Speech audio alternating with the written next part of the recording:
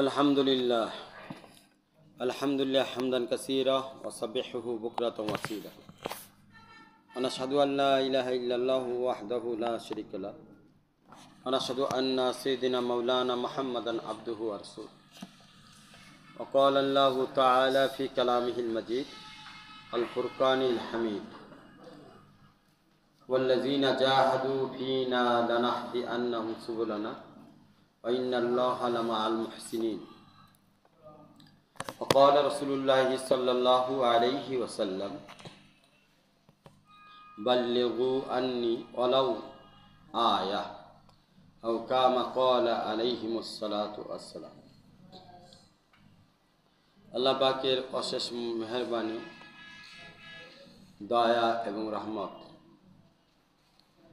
এবং ইহসান, ভালোবাসা ভরপুর যিনি আমাদেরকে আজকের এই সময় খানকা ইমদাদিয়া মার্কাজুল হক উদ্দামউদ্দিন জামিয়া কাউসারিয়া মডেল মাদ্রাসা প্রাঙ্গণে আল্লাহ ওয়ালাদের সোহবতে এসে কিছু কথা শোনার এবং বলার তৌফিক দান করেছেন। এই জন্য মহান রব্বুল আলামিনের দরবারে আমরা সকলেই শুকরিয়া আদায় করি, বলি আলহামদুলিল্লাহ। আমরা যতক্ষণ পর্যন্ত মন থেকে দিল থেকে শোনার হক আদায় করব এবং নিয়ত করব যে আমরা যা শুনবো তার উপরে আমল করব, তাহলে এই শোনাটা আমাদের জন্য নূর হবে, নাজাতের কারণ হবে, আল্লাহ পাকের মহব্বতের কারণ হবে এবং আমাদের জিন্দেগি পরিবর্তন হওয়ার কারণ হবে। আল্লাহ তাআলা আমাদের সকলকে শোনার হক আদায় করে শোনার তৌফিক দান করেন।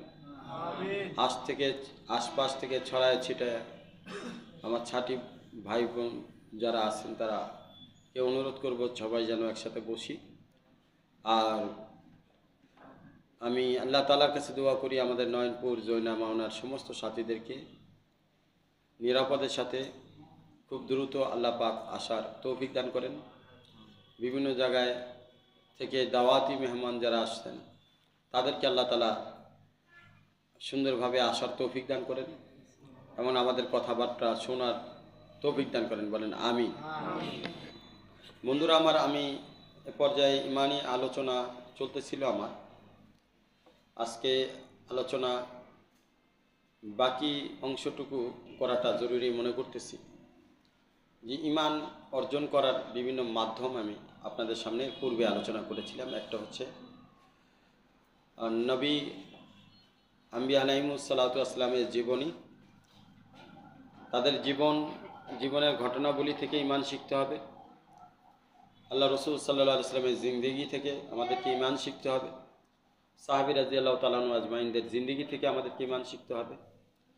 আল্লাহ ওয়ালাদের জিন্দেগি থেকে আমাদেরকে ইমান শিখতে হবে। এ পর্যন্ত আমাদের আলোচনা কমপ্লিট হয়েছিল। আজকে আমাদের ইমান শেখার জন্য, ইমান বোঝার জন্য, ইকিনের দরজা হাসিল করার জন্য আমাদেরকে 5 নম্বর বিষয় যেটা, সেটা হচ্ছে হাদিসে মোবারকা এর তালিম হাসিল করার মাধ্যমে আমরা ইমান শিখব। আল্লাহ রসুল সাল্লাল্লাহু আলাইহি ওয়াসাল্লামের জামানায় কিছু ছোট ছোট বাচ্চারা ছিলেন যারা করিবুল বুলুগ, এখনো বালেগ হয়নি, বালেগের কাছাকাছি। না রসুল সাল্লাল্লাহু আলাইহি ওয়াসাল্লামের সোহবতে থাকতেন। তো তাদের মধ্য থেকে কথা আসছে, তারা বলেন তাআল্লামনাল ঈমান ক্বাবলা আন্না তাআল্লামান কুরআন। আমরা আগে ঈমান শিখছি, কোরআন শেখার আগে ঈমান শিখছি, তারপরে কোরআন শিখছি। আল্লাহ রসুল সাল্লাল্লাহু আলাইহি ওয়াসাল্লাম আগে ঈমানই শিক্ষা দিয়েছেন, ইয়াকিনের শিক্ষা দিয়েছেন। ঈমান মজবুত কিভাবে করতে হবে, ইয়াকিন মজবুত কিভাবে করতে হবে, এটা শিক্ষা দিয়েছেন। এরপরে কোরআন শিক্ষা দিয়েছেন। হুজ্জাতুল বিদা, রসুল সাল্লাল্লাহু আলাইহি ওয়াসাল্লামের জীবনের শেষ বিদায়ী হজে আল্লাহ রসুল সাল্লাল্লাহু আলাইহি ওয়াসাল্লাম কিছু আলোচনা সাহাবী রাদিয়াল্লাহু তাআলা আনহু আজমাইন, 1.25 লাখ সাহাবী ওনাদের সম্মুখে করেছেন। তার মধ্যে মুসলমান কে তার একটি পরিচয় দিয়েছেন। মুসলমান কে, কেমন গুণ হলে সে মুসলমান হতে পারবে, আল্লাহ রসুল সাল্লাল্লাহু আলাইহি ওয়াসাল্লাম বলেন, আল মুসলিমুনা মান সালিমাল মুসলিমুনা মিন লিসানিহি ওয়া ইয়াদিহি। মুসলমান তাকেই বলা হয় যার জবান দ্বারা, যার হাত দ্বারা কোনো মুসলমানের ক্ষতি না হয়, তাকে মুসলমান বলা হয়। তো আজকে মুসলমান আমরা অনেকেই দাবি করি, কিন্তু আমাদের দাবি কতটুকু সত্য? আমাদের হাত দ্বারা কি মুসলমানের ক্ষতি হচ্ছে কিনা, আমাদের জবান দ্বারা আরেক মুসলমান ভাইয়ের ক্ষতি হচ্ছে কিনা, এটা আমাদেরকে খতিয়ে দেখা দরকার। যদি ক্ষতি হয়ে থাকে তাহলে বুঝতে হবে যে রাসূল সাল্লাল্লাহু আলাইহি ওয়াসাল্লাম যে হাদিস মুবারাকা পেশ করেছেন আপনার সামনে, যে মুসলমান হওয়ার জন্য যেই সর্বনিম্ন গুণটা দরকার সেই গুণটা আপনার ভিতরে নাই। যদি গুণ না থাকে তাহলে কিভাবে আপনি মনে করতে পারেন যে আপনি একজন সত্যিকারের ইসলাম ধর্মাবলম্বী এক মুসলমান হতে পেরেছেন? ইসলাম ধর্মাবলম্বী মুসলমান হতে গেলে আপনার ভিতরে এই গুণটা থাকা দরকার। আপনার জবান এবং হাত দ্বারা কোনো মুসলমান ভাইয়ের যেন কোনো প্রকারের কোনো কষ্ট এবং কোনো প্রকার কোনো ক্ষতি সাধন না হয়। এরপরে আল্লাহ রসুল সাল্লাল্লাহু আলাইহি ওয়াসাল্লাম বললেন মুমিনকে, মুমিনের পরিচয় দিলেন। ওয়াল মুমিনুনা, আল মুমিনু মান আমিনাহু নাস আলা আমওয়ালিহিম ওয়া আনফুসিহিম। মুমিনের পরিচয় আল্লাহ রসুল সাল্লাল্লাহু আলাইহি ওয়াসাল্লাম দিলেন, বললেন যে মুমিন সেই ব্যক্তি যার দ্বারা আরেক মুমিন বান্দা, আল্লাহর অন্যান্য বান্দাদের, শুধু মুমিন বান্দা না, সর্বসাধারণ সকল বান্দাদের ধন সম্পদ এবং জান রক্ষা হয়, তাকেই মুমিন বান্দা বলা হয়। মুমিন বান্দা ঠকবে না, ঠকাবে না, ধোকা খাবে না, ধোকা দিবে না। মুমিন বান্দা কখনো মিথ্যা বলতে পারে না, না নিজের সাথে না অপরের সাথে। মুমিন বান্দা কারো অনিষ্ট করতে পারে না। মুমিন বান্দার দ্বারা কারো মালের উপরে হামলা হবে না, কারো জানের উপরে হামলা হবে না। মুমিন বান্দা যেখানে থাকবে তার আশেপাশের প্রতিবেশীরা, তার পরিবারের সদস্যরা তার সকল প্রকার হামলা থেকে নিরাপদ থাকবে। কিন্তু আজকে বর্তমান সমাজের অবস্থা যদি আমরা দেখি, আজকে নামধারী মুসলমান এবং মুমিন বান্দার অভাব নাই। তারা অপরের সম্পত্তির দিকে নজর দেয়। নিজের সম্পত্তি তো আছেই, অপরের সম্পত্তি কিভাবে দখল করে খাওয়া যায়। কিন্তু তাদের পরিচয় বর্তমান জামানায় মুসলমান, তাদের পরিচয় বর্তমান জামানায় মুমিন। কিন্তু আল্লাহ রসুল মুমিন এবং মুসলমানের যে পরিচয় দিয়েছেন, সেই পরিচয়ের সাথে এই পরিচয় মিলতেছে না। কারো ঘরের মেয়েদের উপরে নজর, কারো ঘরের মেয়েদের উপরে নজর। বন্ধুরা আমার মা বোনের ব্যাপারে আমরা যেমন চাই তাদের উপরে যেমন বদনজর কেউ না করে, তো আমার কেউ তো আরেকজন মুসলমান ভাই, মুমিন ভাইয়ের ঘরের মেয়েদেরকে রক্ষা করা আমাদের দায়িত্ব। কিন্তু বর্তমান পরিস্থিতি তার উল্টা। প্রত্যেকটা অফিস আদালতে প্রেমের বাজার চলতেছে, এসকে মাজাজি এর বাজার চলতেছে। তারপরে ভার্সিটিতে, ইউনিভার্সিটিতে, অফিস আদালতে পরকীয়া,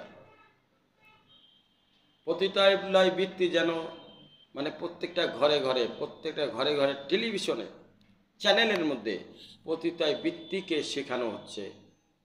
সেক্সুয়াল বিষয়টাকে উদ্বেলিত করা হচ্ছে, যাতে মানুষের ঘরের আমাদের মা বোনরা ঠিক থাকতে না পারে। তারপরে পদমর্যাদার উপরে নজর, কার পদ কেমন, এটা নিয়ে, পদের বিষয় নিয়ে রাজনৈতিক বিষয়ে হানাহানি, মারামারি, হিংসা, বিদ্বেষ সমাজের মধ্যে ছড়িয়ে পড়ছে চারিদিকে।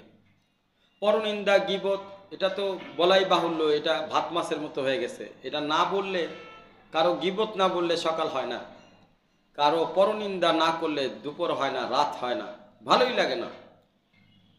4 নম্বর, মানুষকে অবহেলার নজরে দেখা, আল্লাহর বান্দাদেরকে অবহেলা করা, তাদের সাথে হাসি তামাশা করা, তাদেরকে নিয়ে ব্যঙ্গ করা, তাদের নামকে তাদের নামকে বদনাম করার চেষ্টা করা, এই বিষয়গুলো আজকে আমাদের সমাজের মধ্যে চারিদিকে দেখা যাচ্ছে, যেগুলো মুসলমান এবং মুমিন বান্দার সাথে যায় না। আল্লাহ রসুল সাল্লাল্লাহু আলাইহি ওয়াসাল্লামের একটি হাদিস, আল মুহাজির মান হাজারা মিনাল খাতায়া ওয়াজ যুনুব। মুহাজির কাকে বলা হয়? আমরা তো বলি যে আল্লাহর রাস্তায় হিজরত করা, কে মুহাজির বলে, যে আল্লাহর রাস্তায় হিজরত করে। কিন্তু আল্লাহ রসুল সাল্লাল্লাহু আলাইহি ওয়াসাল্লাম মুহাজির কাকে বলছেন? মুহাজির ওই বান্দাকে বলতেছে যে কিনা গুনাহ থেকে হিজরত করে নেকির দিকে আসবে, ভুল থেকে হিজরত করে হকের পথে আসবে, বাতিলের থেকে হিজরত করবে হকের পথে আসবে, গুনাহ থেকে হিজরত করে নেকির দিকে, আমলের দিকে, ইবাদতের দিকে আসবে। আল্লাহ রসুল সাল্লাল্লাহু আলাইহি ওয়াসাল্লাম তাকে মুহাজির বলতেছেন। আল মুজাহিদু মান জাহাদা নাফসুহু ফি তাআতিল্লাহ। আমরা মুজাহিদ বলতে কি বলি, কি বুঝি? আল্লাহর রাস্তায় যুদ্ধ করা কেউ মুজাহিদা বলি। তরওয়াল আল মুজাহিদ বিসিনা, মানে তলোয়ার দিয়ে যুদ্ধ করে কাফেরদের কল্লা কেটে দেওয়া। কিন্তু আল্লাহ রসুল সাল্লাল্লাহু আলাইহি ওয়াসাল্লাম মুজাহিদ কাকে বলছেন? আল্লাহ রসুল সাল্লাল্লাহু আলাইহি ওয়াসাল্লাম মুজাহিদ বলছেন ওই বান্দাকে যে তার নফসকে কন্ট্রোল করে ইবাদতের মধ্যে কাজে লাগায়, তার নফসকে কন্ট্রোল করে এবং আল্লাহ তাআলার হুকুমের মধ্যে তার নফসকে কাজে লাগায়, নফসকে হুকুমের মধ্যে আবদ্ধ রাখে। আল্লাহ বলতেছেন সেই হচ্ছে প্রকৃত মুজাহিদ। বন্ধুরা আমার, ইমানের ৭০টির উপরে শাখা রয়েছে, তার মধ্যে একটি বিষয় হচ্ছে সবর। সবর এমন একটি ইমানের অঙ্গ যে এটা ইমানের অর্ধেক বলা হয় সবরকে। হাদিসের মধ্যে আসছে আজাবাল্লি আমরিল মুমিন ইন আসাবাতহু সাররা ফাশাকারা ফাকানা খায়রুল লাহুম ইন আসাবাতহু দাররা ফাসসাবারা ফাকানা খায়রুল লাহুম। মুমিনদের সাথে আল্লাহ পাকের ব্যবহার খুব আশ্চর্যজনক, খুবই আশ্চর্যজনক। মুমিন যখন বিপদে পড়ে তখন সে সবর করে, আর সবর করার দ্বারা তার বিপদ ও নেকি হয়ে যায়, ইবাদতে পরিণত হয়ে যায়, গুনাহ মাফের কারণ হয়ে যায়। আর মুমিন যখন কোনো নিয়ামত লাভ করে তখন সে শুকরিয়া আদায় করে, শুকরিয়া আদায় করার মাধ্যমে তার নিয়ামত নেকিতে পরিণত হয়, ইবাদতে পরিণত হয়, এটাও তার জন্য খায়েরের সামান হিসেবে পরিণত হয়। মুমিন যেদিকেই যাক, বিপদে পড়লেও নেকি, নিয়ামত পাইলেও নেকি। একজন মুমিন বান্দাকে আল্লাহ পাক দুই দিক দিয়ে নেকির ব্যবস্থা করেছে। সে যখন বিপদে পড়বে তখন সে সবর করবে, সবরের মাধ্যমে সে আল্লাহর কাছ থেকে অজস্র নেকি ইনকাম করবে। আবার যখন সে নিয়ামত পাবে, শুকরের মাধ্যমে, শুকরিয়া আদায় করার মাধ্যমে আল্লাহর কাছ থেকে অজস্র নেকি ইনকাম করবে। বন্ধুরা আমার, মুমিন যেদিকেই যাক সেদিকেই হচ্ছে আল্লাহ তাআলার ভালোবাসা রয়েছে, আল্লাহ পাকের মহব্বত রয়েছে।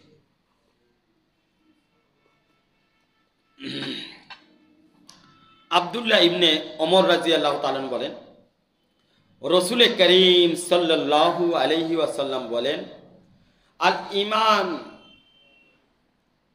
ওয়াল হায়া কুরানা। ঈমানের মধ্যে হায়া, লজ্জা, এটা ঈমানের একটা বিশেষ শাখা। রাসূল সাল্লাল্লাহু আলাইহি ওয়াসাল্লামের হাদিসের মধ্যে আসছে যে ঈমান এবং লজ্জা এটা দুইজন একে অপরের সঙ্গী, সাথীর মতো। একজনকে ছাড়া আরেকজন চলতে পারে না, এমন এমন সাথী, এমন সঙ্গী যে একজন আরেকজনের পরিপূরক, একজন আরেকজনের পরিপূরক, এমন সঙ্গী কোরআনা বলা হয়েছে, খুবই নিকটবর্তী, খুবই মজবুত সঙ্গী। ফাইজা রফিয়া আহাদুহুমা রফিয়াল আখার। যদি ঈমান এবং হায়ার মধ্য থেকে কোনো একটাকে উঠায় না হয়, দ্বিতীয়টা উঠে যায়, এমন সম্পর্ক। অর্থাৎ যদি লজ্জা চলে যায় ঈমান নাই, ঈমান চলে যায় লজ্জা নেই। তো এটাও ঈমানের একটা বিশেষ অঙ্গ। নবী করিম সাল্লাল্লাহু আলাইহি সাল্লাম দেখেন এক সাহাবী তার ভাইকে লজ্জা সম্পর্কে, হায়া সম্পর্কে বোঝাচ্ছেন। নবী করিম সাল্লাল্লাহু আলাইহি সাল্লাম বলেন, দাও, ছেড়ে দাও। ফাইন্নাল হায়া মিনাল ঈমান, নিশ্চয়ই লজ্জা হচ্ছে ঈমানেরই একটি অঙ্গ। ফাইন্নাল হায়া মিনাল ঈমান, ছেড়ে দাও, ওরে কি বোঝাচ্ছ? ঈমান খোদই হচ্ছে লজ্জা। যার মধ্যে লজ্জা নাই তার ভিতরে ঈমান নাই, যার মধ্যে ঈমান আছে তার ভিতরে লজ্জা আছে। একটা লাজুক ব্যক্তি যে লজ্জা পায় সে কখনো আল্লাহর নাফরমানি করতে পারে না, গুনাহ করতে পারে না, কারণ সে জানে আল্লাহ দেখতেছে, আল্লাহর সামনে কিভাবে আমি এই গুনাহটা করি। তার লজ্জা তাকে গুনাহ থেকে ফিরায়, তার লজ্জা তাকে তার ঈমানকে মজবুত করার কারণ হয়। লজ্জাই তাকে আল্লাহর সাথে ঈমানি সম্পর্ক আরো মজবুত করে দেয়। রাসূল সাল্লাল্লাহু আলাইহি সাল্লামের একটি হাদিস রয়েছে, মান রাজিয়া বিল্লাহি রাব্বা ওয়া বিল ইসলামি দীনা ওয়া বি মুহাম্মাদুর রাসূলান নাবিয়্যা সাল্লাল্লাহু আলাইহি ওয়াসাল্লাম, যেই বান্দা এই কথা বলবে আমি আল্লাহ তাআলার হুকুমের উপরে রাজি আছি, দ্বীন ইসলাম এর উপরে আমি রাজি আছি, রাসূল সাল্লাল্লাহু আলাইহি সাল্লাম আমার নবী এর উপরে আমি রাজি আছি। রাসূল সাল্লাল্লাহু আলাইহি সাল্লাম বলেন, যার অন্তর এটা সাক্ষী দিবে তখন থেকেই সে ঈমানের লজ্জত এবং স্বাদ হালাওয়াত গ্রহণ করতে থাকবে। যে দিনে 3 বার এই কথা বলে, রাজিতু বিল্লাহি রাব্বান ওয়া বিল ইসলামি দীনা ওয়া বি মুহাম্মাদুন রাসূলুল্লাহ সাল্লাল্লাহু আলাইহি ওয়াসাল্লাম নবিয়্যা, দিনে 3 বার যে এই কথার সাক্ষী দিবে, আল্লাহর রাসূল সাল্লাল্লাহু আলাইহি ওয়াসাল্লাম কাল কিয়ামতের ময়দানে নিজ হাতে ধরে তাকে জান্নাতে প্রবেশ করাবেন। মাশাআল্লাহ, নিজ হাতে ধরে তাকে জান্নাতে প্রবেশ করাবেন, কত বড় নিয়ামত!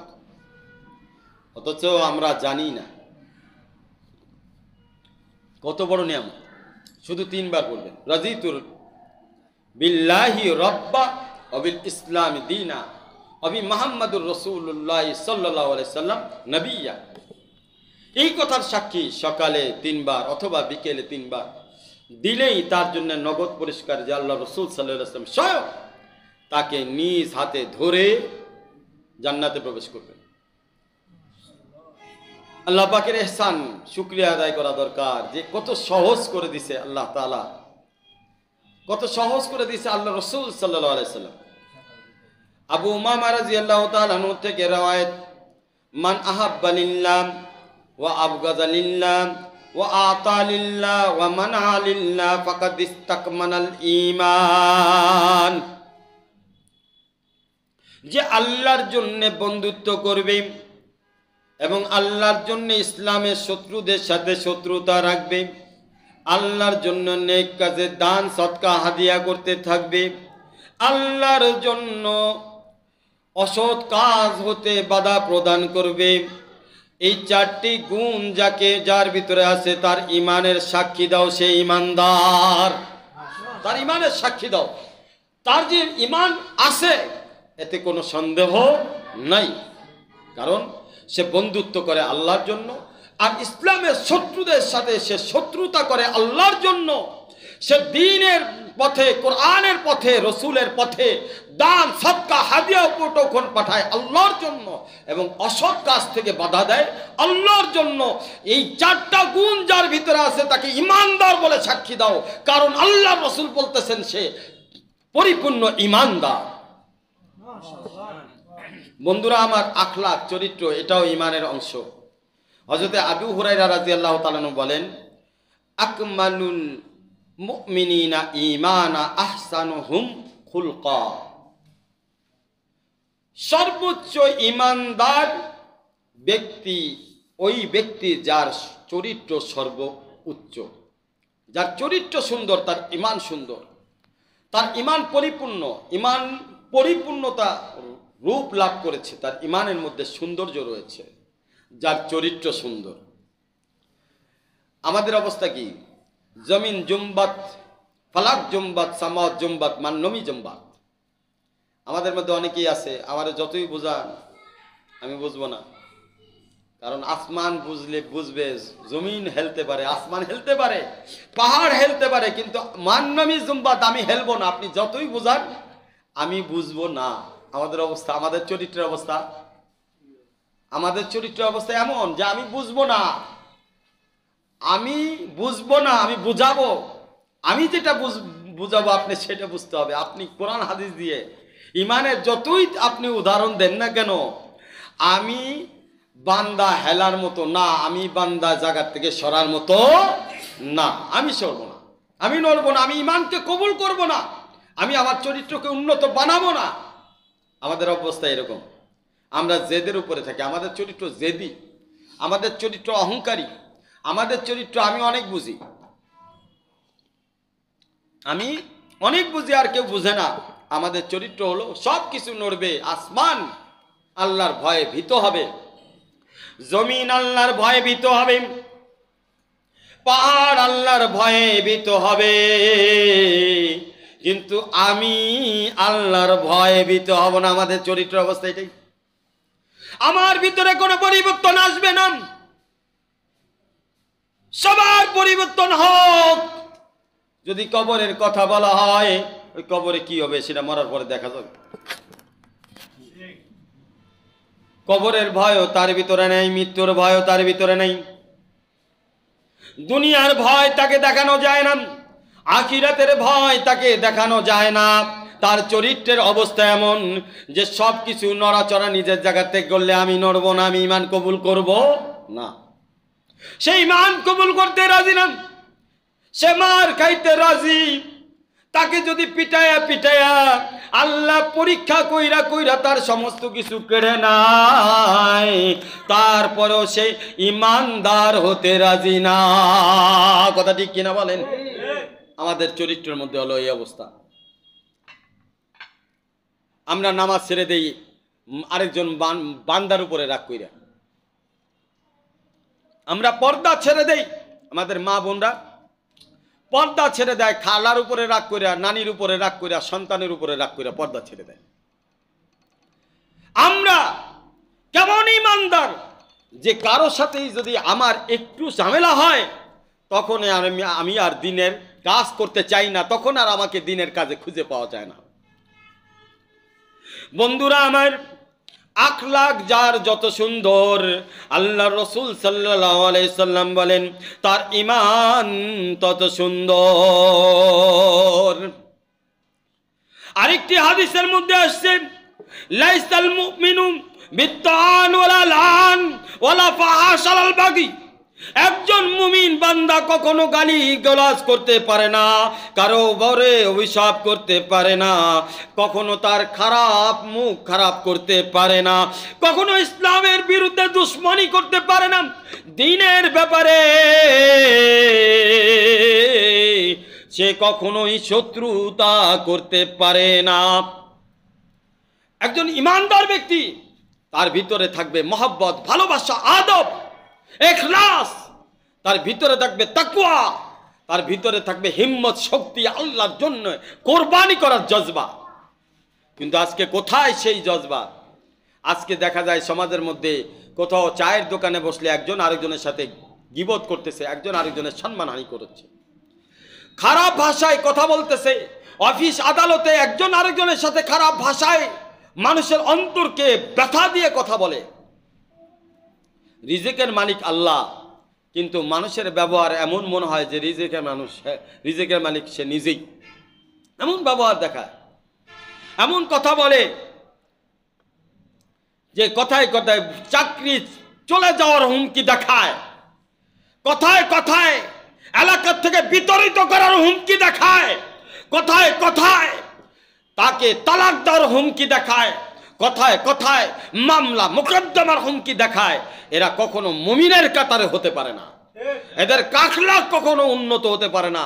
আল্লাহ রাসূল সাল্লাল্লাহু আলাইহি ওয়াসাল্লাম বলেছেন মুমিন কখনো এমন হতে পারে না।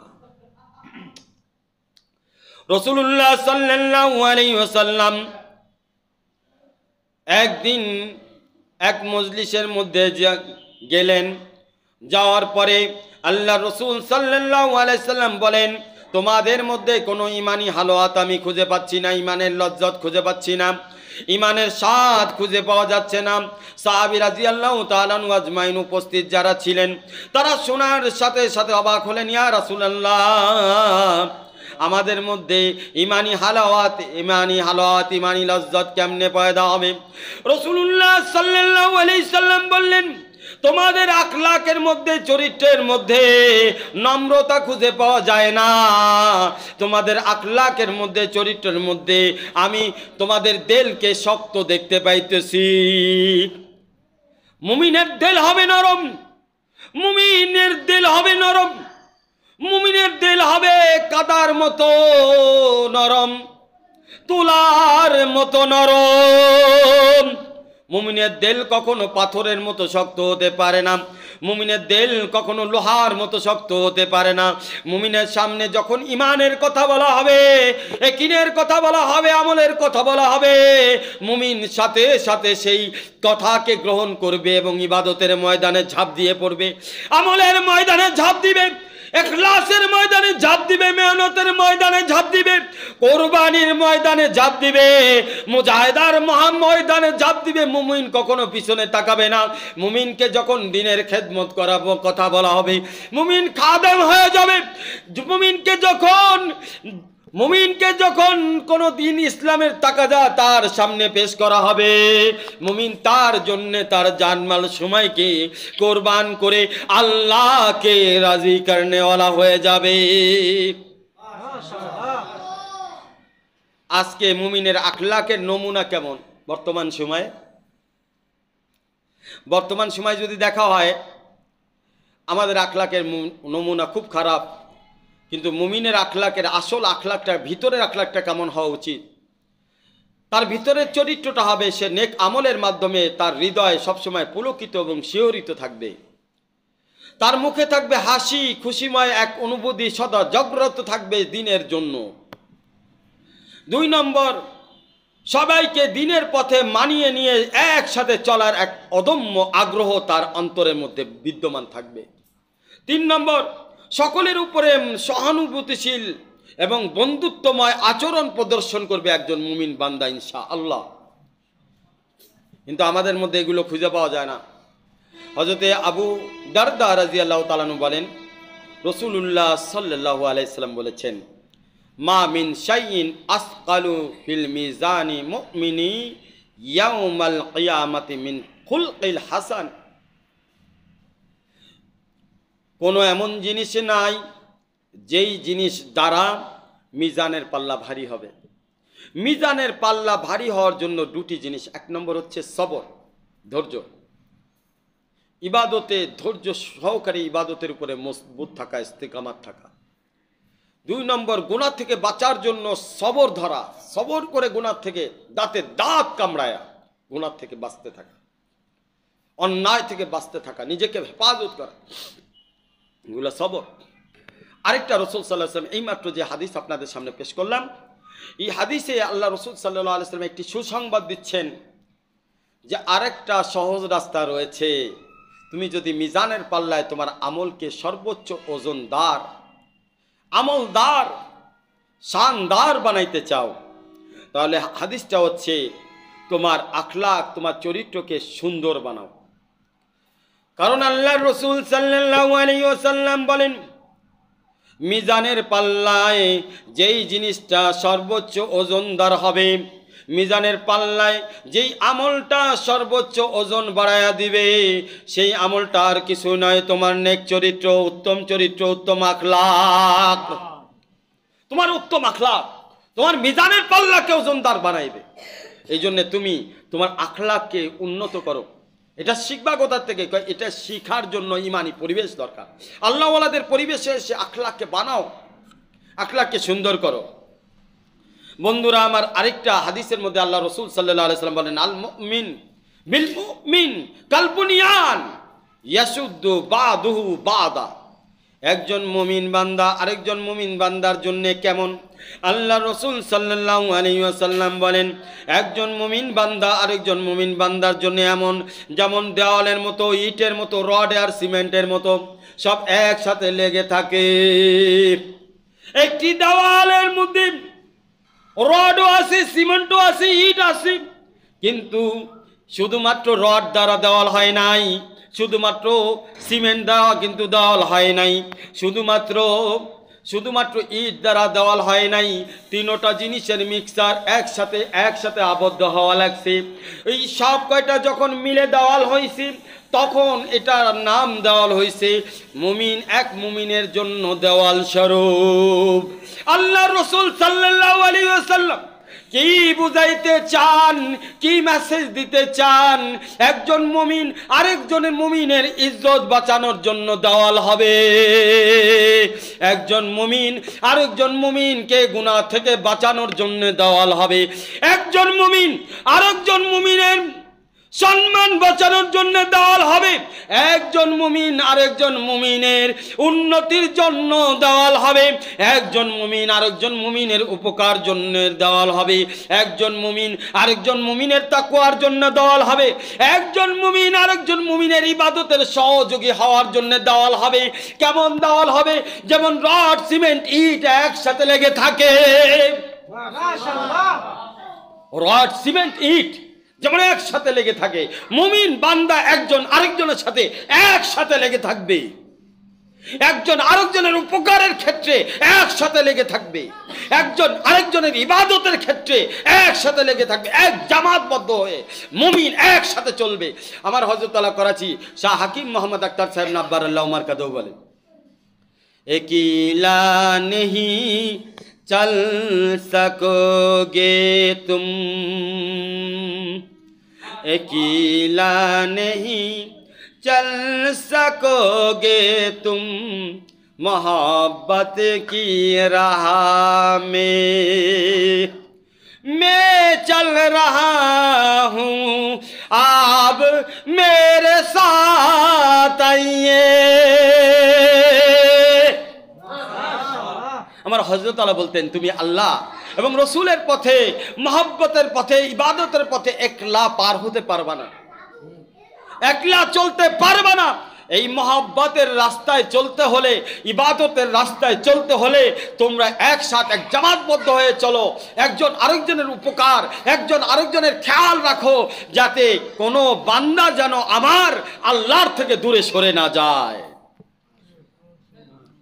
বন্ধুরা আমার, আমাদেরকে সব সময় খেয়াল রাখতে হবে, আমরা একলা চলবো না।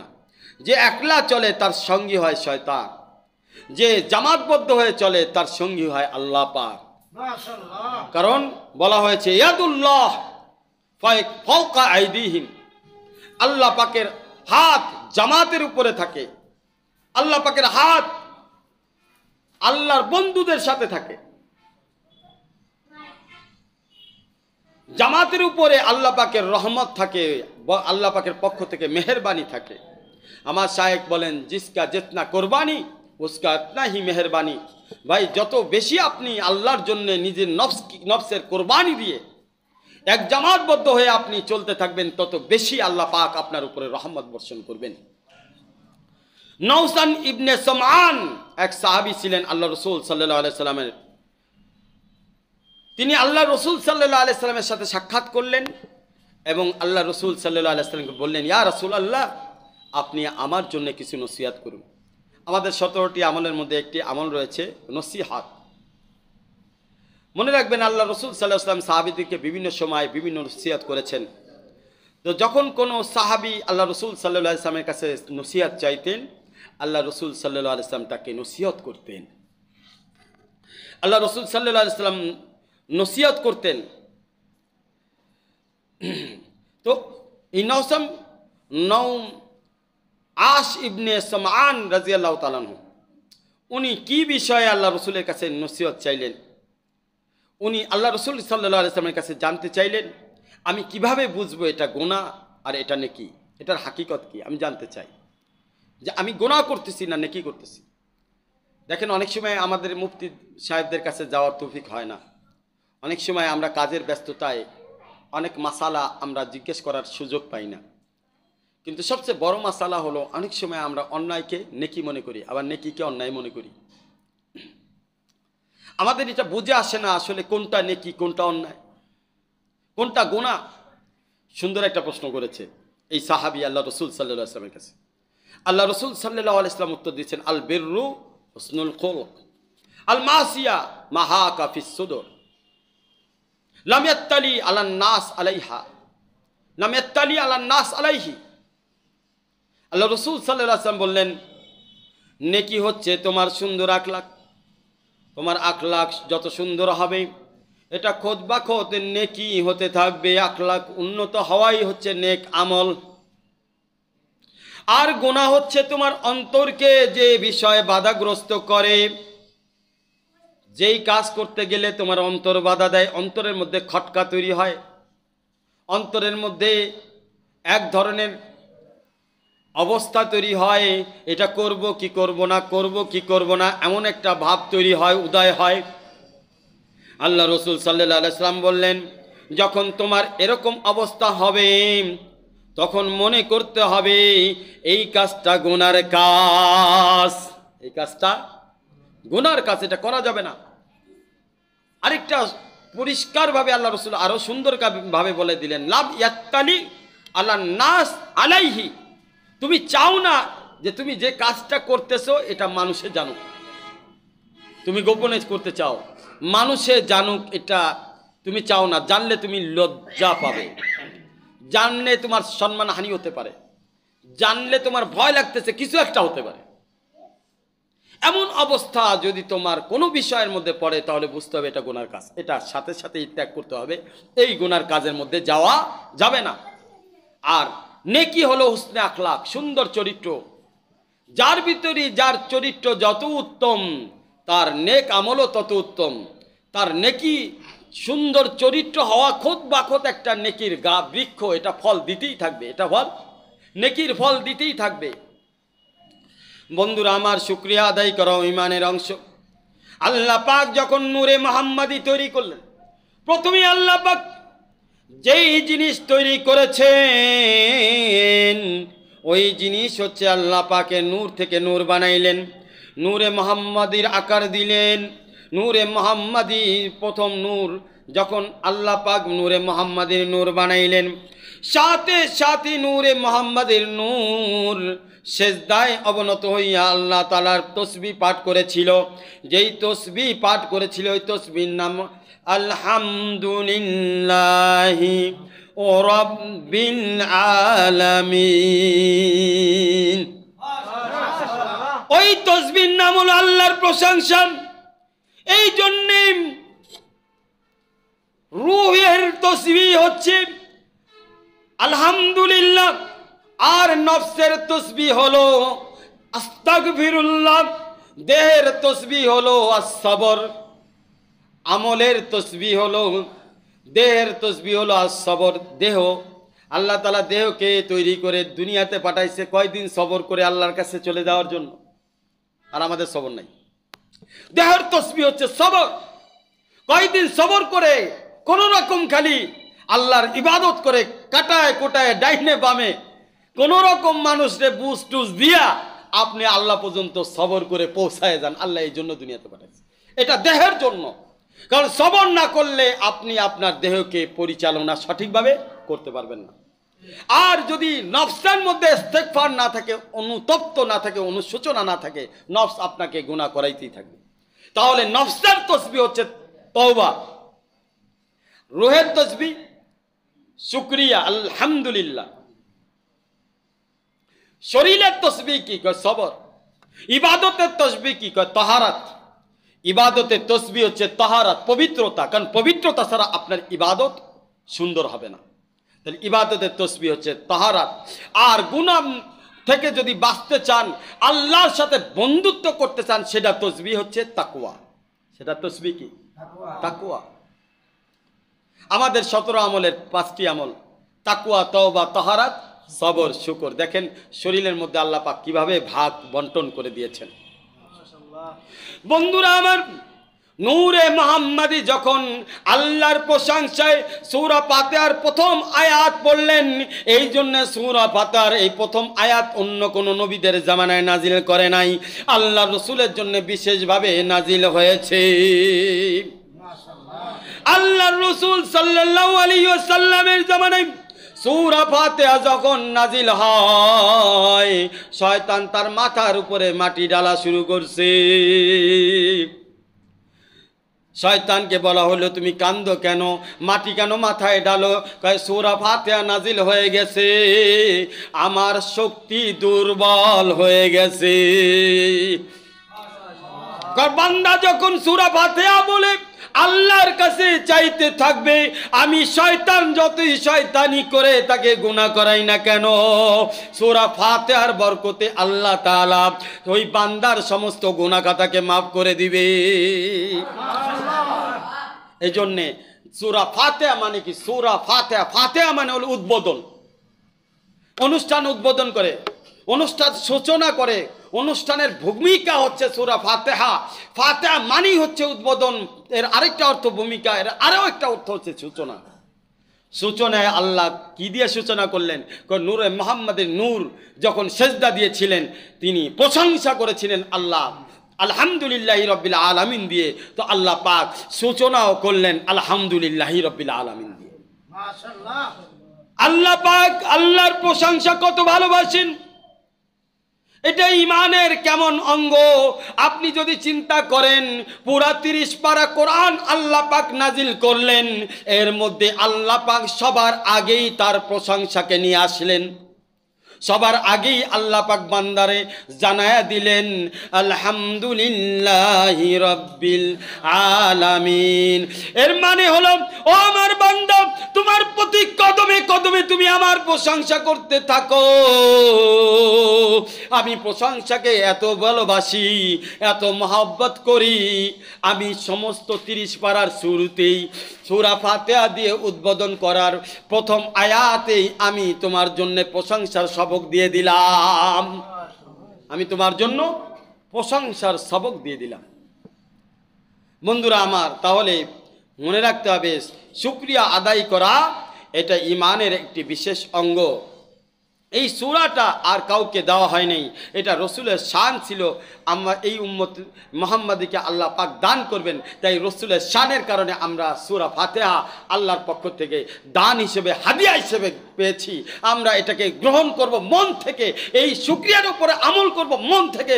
বলেন এটা গ্রহণ করেন এবং আল্লাহ তাআলার কাছে আমরা এটা গ্রহণ করে শুকরিয়া আদায় করি, বলি আলহামদুলিল্লাহি রাব্বিল আলামিন। ঈমানওয়ালা গুনার সাথে কায়েম থাকবে না। একজন জানি যখন জেনা করে তখন তার থেকে ঈমান দূরে সরে যায়। ঈমান ততক্ষণ পর্যন্ত তার কাছে ফেরত আসে না যতক্ষণ পর্যন্ত জানি জেনাকারী জেনায় লিপ্ত থাকে। এই জন্যে গুনার ঈমান একসাথে থাকে না। বন্ধুরা আমার, যদি ঈমানদার হতে হয় গুনাহ থেকে মুক্ত জীবন যাপন করতে হবে। যেমন পবিত্র আর দুর্গন্ধ একসাথে হয় না, যেখানে দুর্গন্ধ হয় এখানে পবিত্রতা থাকে না, যেখানে পবিত্রতা থাকে ওখানে দুর্গন্ধ থাকে না। ঠিক তেমনিভাবে ঈমান হলো পবিত্র জিনিস, গুনাহ হলো অপবিত্র জিনিস, দুর্গন্ধময় জিনিস। এই দুই জিনিস একসাথে থাকতে পারে না। এই জন্য বন্ধুরা আমার, যদি ঈমানকে পরিপূর্ণ করতে হয়, ঈমানকে যদি মোকাম্মেল করতে হয়, ঈমানকে যদি দামি করতে হয়, তাহলে আমাকে একটা কাজ করতে হবে, সেটা হলো গুনাহ থেকে বাঁচতে হবে। গুনাহমুক্ত জীবন হলো ঈমানের আলামত, গুনাহমুক্ত জীবন হলো আল্লাহর বন্ধুত্বের আলামত, গুনাহমুক্ত জীবন হলো ওলিদের বৈশিষ্ট্য আর খাসিয়ত। বন্ধুরা আমার, মহব্বত আল্লাহ পাক যেটা বান্দাকে দিয়েছেন, এই মহব্বত দিয়ে বান্দা আল্লাহকে ভালোবাসবে। মহব্বত ঈমানের আরেকটি বিশেষ অঙ্গ। মহব্বত এটা ঈমানের বিশেষ অঙ্গ। আল্লাহ রসুল সাল্লাল্লাহু আলাইহি সাল্লাম বলেন, বান্দা ততক্ষণ পর্যন্ত পরিপূর্ণ কামেল ঈমানদার হতে পারবে না যতক্ষণ না পর্যন্ত তার মা বাবা, আত্মীয় স্বজন, ধন সম্পদ সব কিছুর থেকে আল্লাহ এবং আল্লাহ রসুল প্রিয় না হবে। কথা বুঝতে পারছেন? আল্লাহ রসুল সাল্লাল্লাহু আলাইহি ওয়াসাল্লাম বলেন, আল্লাহ এবং আল্লাহ রসুলের কাছে প্রিয় কেমন হতে হবে? তোমার মার থেকেও বেশি আল্লাহ রসুল প্রিয় হতে হবে, তোমার বাবার থেকেও বেশি আল্লাহ রসুল প্রিয় হতে হবে, তোমার হাতে যে ধন সম্পদ আছে তার থেকেও বেশি, তোমার সন্তান আছে তার থেকেও বেশি আল্লাহ রসুল তোমার কাছে প্রিয় হতে হবে।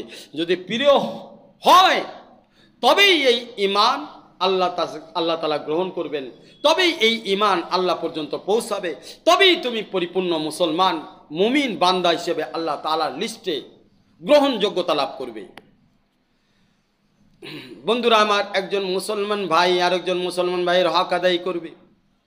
যতক্ষণ না পর্যন্ত একজন মুসলমান ভাই আরেকটা মুসলমান ভাইয়ের হক আদায় না করবে, মুসলমান ভাইয়ের হক আদায় করাও ঈমানের অংশ, না করা পর্যন্ত বান্দা মুমিন হতে পারবে না, ঈমানদার হতে পারবে না।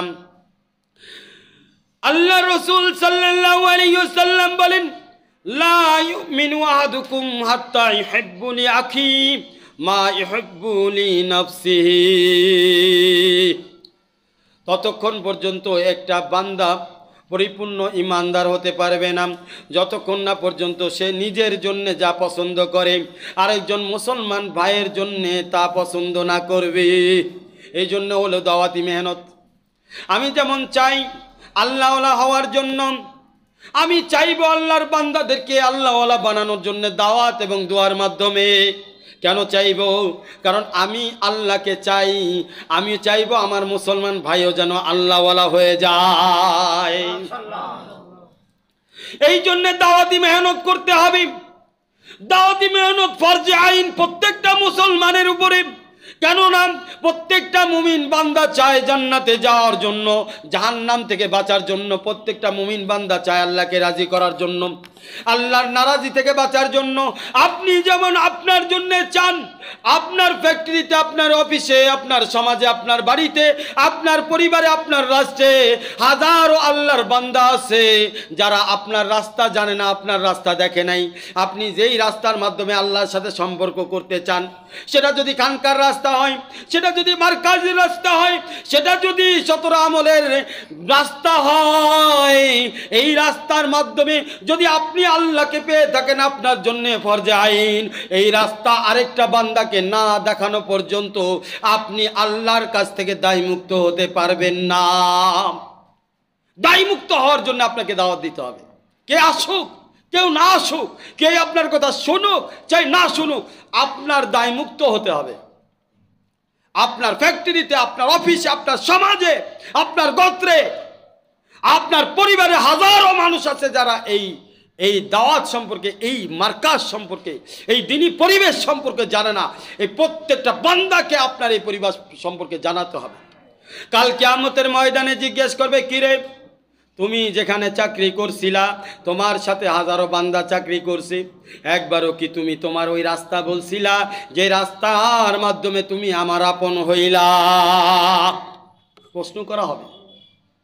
বন্ধুরা আমার, এই জন্য যেই রাস্তার মাধ্যমে আমি আল্লাহকে পাবো, আল্লাহর বান্দাদেরকে সেই রাস্তা দেখাইয়া দাওয়াত এবং দোয়ার মাধ্যমে আল্লাহওয়ালা বানানোর মেহনত করবো ইনশাআল্লাহ।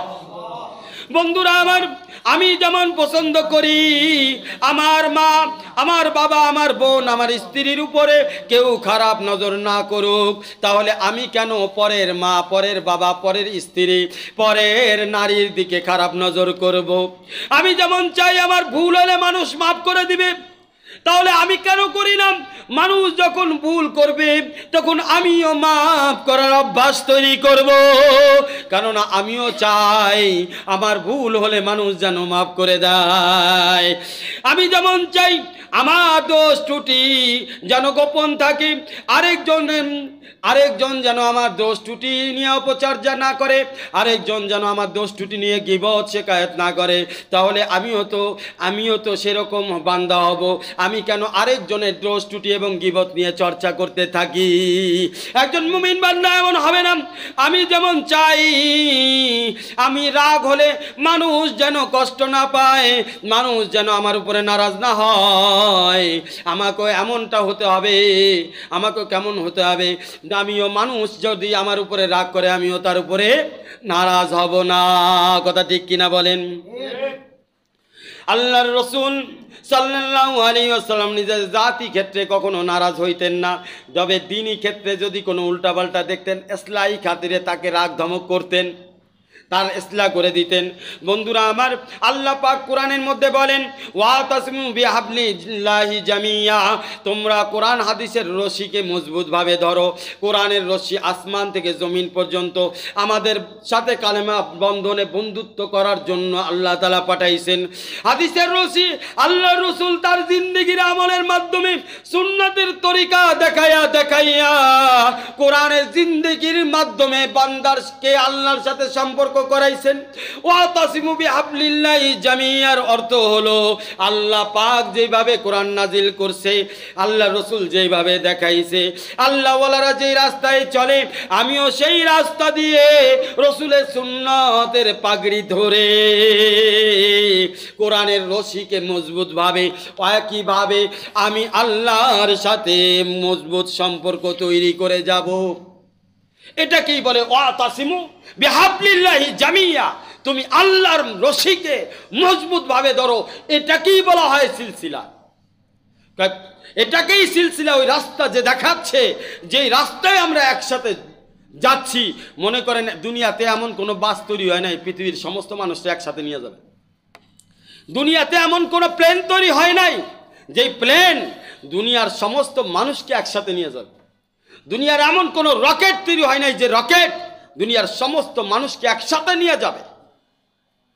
সুতরাং সিস্টেম এইটা যে বিভিন্ন রকেট থাকবে, বিভিন্ন প্লেন থাকবে, বিভিন্ন বাস থাকবে, আলাদা আলাদা গন্তব্যস্থল একটাই থাকবে। সবাই বিভিন্ন বাসে চড়ে চড়ে আসল গন্তব্যস্থানে যাবে। ঠিক তেমনি আমার আপনার গন্তব্যস্থান হচ্ছে লা ইলাহা ইল্লাল্লাহ, ঈমানওয়ালা, ইয়াকিনওয়ালা, ইখলাসওয়ালা, আল্লাহর সাথে বন্ধুত্ব, আল বেলায়াত অর্জন করা, আল্লাহকে রাজি করে দুনিয়া থেকে যাওয়া এবং আল্লাহ তাআলার বন্ধু হয়ে দুনিয়া থেকে যাওয়া আমার আপনার গোল এবং টার্গেট একটাই। কিন্তু বাস ট্রাক বিভিন্ন হতে পারে, এক ট্রাকে সম্ভব? এক বাসে কি সবাই নেওয়া যাবে? সম্ভব না। কেউ খানকার মাধ্যমে, খানকার বাসের মাধ্যমে, কেউ মার্কাজ নামক প্লেন এবং রকেটের মাধ্যমে আল্লাহ পর্যন্ত পৌঁছাবে, কেউ দাওয়াতের মাধ্যমে পৌঁছাবে, কেউ মাদ্রাসার মাধ্যমে পৌঁছাবে, কেউ সোহবতের মাধ্যমে পৌঁছাবে। বন্ধুরা আমার, এক একজন এক এক প্লেনের মধ্যে চড়বে, সকলেই মদিনার দিকে রওনা হবে। সকলেই মদিনার দিকে রওনা হবে। যে প্লেনেই চড়ুক গন্তব্যস্থলে একটাই হজ। কেউ আমেরিকার থেকে প্লেনে চড়ে হজে আসতেছে, কেউ অস্ট্রেলিয়া থেকে প্লেনে উঠে হজে যাচ্ছে, কেউ ইউরোপ থেকে প্লেনে হজে যাচ্ছে, কেউ আরব আমিরাত থেকে প্লেনে যে হজে যাচ্ছে, কেউ ইন্ডিয়া থেকে হজে যাচ্ছে, কেউ পাকিস্তান থেকে যাচ্ছে, কেউ উর্দুন থেকে যাচ্ছে, কেউ টিউনিস থেকে যাচ্ছে, কেউ নেপাল থেকে যাচ্ছে, কেউ ভুটান থেকে যাচ্ছে। আমরা বাংলাদেশিরাও প্লেনে চড়ে একই জায়গায় যাচ্ছি। সকলেই যখন এক জায়গায় হই, সকলের ধ্বনি একটাই হয়, লাব্বাইক আল্লাহুম্মা লাব্বাইক, লাব্বাইক লা শারীকা লাক লাব্বাইক, ইন্নাল হামদা ওয়ান নি'মাতা লাকাল মুলক লা শারীকা লাক। ওই উর্দুনওয়ালা, ওই আমেরিকাওয়ালা এই কথাই বলেন, ওই ইউরোপের মুসলমানও একই কথাই বলতেছে, ওই আরবের লোকটাও একই কথা বলতেছে। আমি মুসলমান বাংলাদেশ থেকে যাইয়াও একই কথা বলতেছি। কথা ঠিক কিনা? বন্ধুরা আমার, প্লেন কোনটায় চললেন এটা বিষয় না, প্লেন দিয়ে কোথায় যাচ্ছে এইটা হলো বিষয়। বাসে কোনটায় চললেন বিষয় না, বাস কোন জায়গায় আপনাকে নিয়ে যাচ্ছে এটা বিষয়।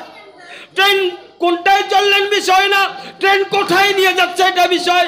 যদি ট্রেনের গন্তব্যস্থল একটাই হয়, বাসের গন্তব্যস্থল একটাই হয়, প্লেনের গন্তব্যস্থল ওই কালেমাই হয়, তাহলে আমি বন্ধু আপনার কাছে প্রশ্ন করব, এই ট্রেনে চড়তে আপনার কিসের লজ্জা হয়, কিসে আপনাকে বাধা দেয়? তার মানে বোঝা গেল আপনি ইমানদার নয়। কথা ঠিক কিনা? আপনি ইমানদার নন। যদি আপনি ইমানদার হতেন, আপনি এরকম চিন্তা করতেন না। যেখানে ইমান পাওয়া যায় সেখানেই বন্ধু পানির মতো কল পুঁততে হয়। যেখানেই পানি পাওয়া যায় সেখানেই লেয়ার পাওয়া যায়, সেখানেই কল পুঁতে, ঠিক কিনা? যেখানেই গ্যাস পাওয়া যায় সেখানেই মেশিন বসে। যেখানেই খাজানা পাওয়া যায়, যেই পাহাড়ের মধ্যে হীরা মুক্তা পাওয়া যায় সেই পাহাড়েই মানুষ যায়। বন্ধুরা আমার, ইমানের নূর, ইখলাসের নূর, তাকওয়ার নূর যেই পরিবেশে পাওয়া যাবে, যেখানে গেলে আমি আল্লাহওয়ালা হতে পারবো, যেখানে গেলে আমি ইমানওয়ালা হতে পারবো, নূরওয়ালা হতে পারবো, ইখলাসওয়ালা হতে পারবো, আদবওয়ালা হতে পারবো, আল্লাহর রসুলের হতে পারবো, সুন্নাতওয়ালা হতে পারবো, যেখানে গেলে আল্লাহর প্রিয় বান্দা হতে পারবো। আমার জায়গা হলো এই জায়গা। কথা ঠিক কিনা বলেন? আমার শাইখ পীর মুর্শিদ আরিফ বিল্লাহ শাহ হাকিম মোহাম্মদ আখতার সাহেব নব্বর মরকাদও বলেন, मेरे जिंदगी की हासिल मेरे जिस्त की सहारा, मेरे जिंदगी की हासिल मेरे जिस्त का सहारा, तेरे आशिक़ों में जीना, तेरे आशिक़ों में मरना, तेरे आशिक़ों में जीना, तेरे आशिक़ों में मरना, मेरे जिंदगी की हासिल मेरे जिस्त का सहारा। বন্ধুরা আমার, আমার শাইখ পীর মুর্শিদ আরিফ বিল্লাহ শাহ হাকিম মোহাম্মদ আখতার সাহেব নব্বর মরকাদও বলেন, আমার জীবনের লক্ষ্য উদ্দেশ্য হলো তোমার প্রিয় বান্দারা যেই দিকে আমিও সেই দিকে, তোমার প্রিয় বান্দারা পশ্চিম দিকে আমিও পশ্চিম দিকে, তোমার প্রিয় বান্দারা কাবা ঘরের দিকে আমিও কাবা ঘরের দিকে, তোমার প্রিয় বান্দারা মদিনার দিকে রওয়ানা, আমিও কই যাব, আমিও ওই দিকেই রওয়ানা। তোমার প্রিয় বান্দারা তোমার নূরের দিকে, আল্লাহর নূরের দিকে ধাবমান, আমিও কোথায় যাব? আমিও সব পল্টি পোল্টা যা আছে সব গুছাইয়া আমিও আল্লাহ ওয়ালাদের সাথে নূরের দিকে ধাবমান। কথা ঠিক কিনা বন্ধুরা আমার? বুঝতে হবে। এই জন্য দেখেন, ইমানের আরেকটি অঙ্গ হচ্ছে রোজা। রোজার সাথে ইমানের অনেক সম্পর্ক আছে। একবার শাহ আতাউল্লাহ বুখারী রহমাতুল্লাহ আলাইকে কেউ প্রশ্ন করলেন, হুজুর, ইয়ার কি মারতেছিল? কি মারতেছিল? হুজুর, রোজা অবস্থায় খাবো আবার পানও করবো, খাবো আবার পানও করবো, রোজা ভাঙবে না, এমন কোনো মাসালা আছে কিনা? কারে জিজ্ঞেস করে? হাফিজুল হাদিস, হাদিসের হাফেজ শাহ আতাউল্লাহ শাহ বুখারী রহমাতুল্লাহ আলাইহি, বুখারী শরীফের হাফেজ ছিলেন। এই জন্য ওনার নামের সাথে বুখারী লাগানো হয়েছে, বুখারীর হাফেজ ছিলেন উনি। ওনারে জিজ্ঞেস করতেছে, আমি রোজা রাখবো, খাবো পান করব, খাবো পান করব, কিন্তু রোজাও রাখবো, আমাকে এরকম মাসালা বলে দেন, এরকম কোন মাসালা আছে? ওই দুষ্টু ছেলেটার টার্গেট ছিল, ভাবছে যে শাহ আতাউল্লাহ শাহ বুখারী রহমতুল্লাহ মনে বলতে পারবে না। আতাউল্লাহ শাহ বুখারী রহমতুল্লাহ তো সেই ছিলেন। আছে আছে আছে বাবা আছে। কয় কি আছে? লাত্তি খাও, সর খাও, ঘুষি খাও, মানুষের বকা জকা খাও, আর সবরের মাধ্যমে তুমি ওইটা পান করিয়া যাও, রোজা হয়ে যাবে। সবরের মাধ্যমে তুমি ওইটা পান করিয়া যাও, রোজা হয়ে যাবে। এখন তো ব্যাক হয়ে গেছে, পুরা ব্যাক। কিসের কথা বললো? ইমানের কথা বলছে। কি কথা বলছে? আখলাকের কথা বলছে, সবরের কথা বলছে। এগুলো সব ইমানের অঙ্গ। তুমি যদি এটা না হজম করতে পারো, তোমার রোজা হয় নাই। তুমি ভাত খাইলা না, কষ্ট হচ্ছে, খিদা হজম করতেছো, কথা ঠিক কিনা? আসল খিদা ভাতের খিদা না, আসল খিদা হলো নফসের খিদা ভাই, কথা ঠিক কিনা? নফসের খিদা না মিটাইলে রোজা রাখলেও ক্ষুধা নিবারণ হবে না। রোজা রাখলেও ক্ষুধা নিবারণ হবে না। ইমানওয়ালা হওয়া যাবে না। ইমানওয়ালা হতে হলে লাত্তি খাও, সর খাও, ঘুষি খাও, গায়েল খাও, সবরের মাধ্যমে পানি, এইসব লাত্তি ঘুষি সব পান করিয়া যাও, রোজা হয়ে যাবে। কথা ঠিক কিনা বলেন? বন্ধুরা আমার, আরেকটা বিষয় হলো, ইমানকে যদি আপনি মজবুত করতে চান তাহলে মনে রাখবেন আল্লাহর ওয়াদার উপরে ইয়াকিন আনতে হবে। মজবুত ইয়াকিন কেমন ইয়াকিন? আপনাকে এখন মজাদার বয়ান শোনাবো। শুরু হয়ে গেল মজা। বন্ধু আমার, কেমন মজবুত ইয়াকিন করবেন? ভাই, একজন মহিলার ইমান ইয়াকিন দুর্বল থাকে, পুরুষের ইমান ইয়াকিন বেশি থাকে, নাকি? কথা ঠিক কিনা? কিন্তু দেখা গেছে যুগে যুগে আমরা দেখছি নবীদের মতো আমাদের মা বোনদের ইমান ইয়াকিনের অভাব হয় নাই। তারাও মজবুত কম না, তারাও পুরুষদের থেকে কম না। ইমান ইয়াকিনের ক্ষেত্রে আমাদের মা বাবার, মা বোনদের ইয়াকিন এবং ইমান পুরুষদের থেকে কম না। বন্ধু আমার, এক মায়ের পরীক্ষা নিঃস্বার্থ ভালোবাসা কিন্তু সন্তানের জন্য হয়ে থাকে। সে কঠিন থেকে কঠিনতর সিদ্ধান্ত নিতে পারে সন্তানের ক্ষেত্রে, কারণ সন্তানকে মা নিঃস্বার্থভাবে ভালোবাসে। হযরত মূসা আলাইহিস সালাতু ওয়াস সালাম যখন দুনিয়াতে নতুন আসলেন, আসার সাথে সাথে আল্লাহ পাক ইলহাম করে দিলেন তার মাকে, মূসার মা, তুমি মূসাকে দুধ পান করাও, খাও পান করাও, কিন্তু ফিরআউনের সৈন্যবাহিনী আসার আগে আগে তারে নদীতে ফেলাই দিবা। আরে নদীতে নিক্ষেপ করবা। এখন বাজায় তো বিপদ না? বিপদ কি না? কত বড় বিপদ! একটা মায়ের পক্ষে কি সম্ভব তার সন্তানকে নদীতে ফেলাই দাও? বাজায় তো দেখা যাচ্ছে পানিতে ফেলে দিলে নিশ্চিত মৃত্যু। আর আল্লাহ পাক বলেন এই বাচ্চাকে আমি দুশ্মনের নিকট পাঠাবো, পাঠায় ওখানে লালন পালন করব। এটা তো আরো কঠিন কথা। এক তো বলছে নদীতে ফেলাইতে, আবার বলতেছে আল্লাহ পাক মূসা আলাইহিস সালামের মাকে যে যারা তালাশ করতেছে মূসারে মারার জন্য, তারাই মূসারে বাঁচাবে, তারাই লালন পালন করবে। কোনো কথাই বুঝে আসে না। কোনো কথাই কি বুঝে আসে? কোনো কথাই বুঝে আসে না। বন্ধু আমার, বন্ধুরা আমার, একটু খেয়াল করে দেখেন, কারণ হলো কোনো কথাই বুঝে আসে না। হযরত ইসমাঈল আলাইহিস সালামের দিকে তাকায়া দেখেন, বিবি মা হাজেরা আলাইহিস সালাতু ওয়াস সালামকে আল্লাহর হুকুমে হযরত ইব্রাহিম আলাইহিস সালাতু ওয়াস সালাম বনবাসে রাখলেন, জঙ্গলের মধ্যে কাবার পাশে রেখে দিলেন। কোনো কথা বলে না। কার হুকুমে রেখে গেলেন বলে তাও উত্তর দেয় না। যখন মা হাজেরা বলল আপনি কি আল্লাহর হুকুমে রেখে যাচ্ছেন কিনা, বলতেছে হ্যাঁ আল্লাহর হুকুমে রেখে যাচ্ছি। এক জঙ্গলের মধ্যে মক্কার পাশে, যেখানে কোনো কিছুই নাই, সেখানে সে খাবে কিভাবে, তার সন্তান লালন পালন কিভাবে হবে, এটা বুঝে আসে? বুঝে আসে না। এটা কোনোভাবেই কি আসে না? বুঝে আসে না। কোনোভাবেই জ্ঞান এটা মানতে রাজি না। কোনোভাবেই আপনার জ্ঞানে এটা মেনে নিতে পারবে না। কিন্তু ইমানের ব্যাপার, আল্লাহ হুকুম দিছে, উপায় নাই গোলাম হোসেন। বন্ধুরা আমার, এদিকে ফিরআউনের স্ত্রীর দিকে দেখেন, সে মুসার ধর্মের উপরে ঈমান আনছে। ফিরআউন তাকে হুমকি দিছে তোমাকে মেরে ফেলা হবে,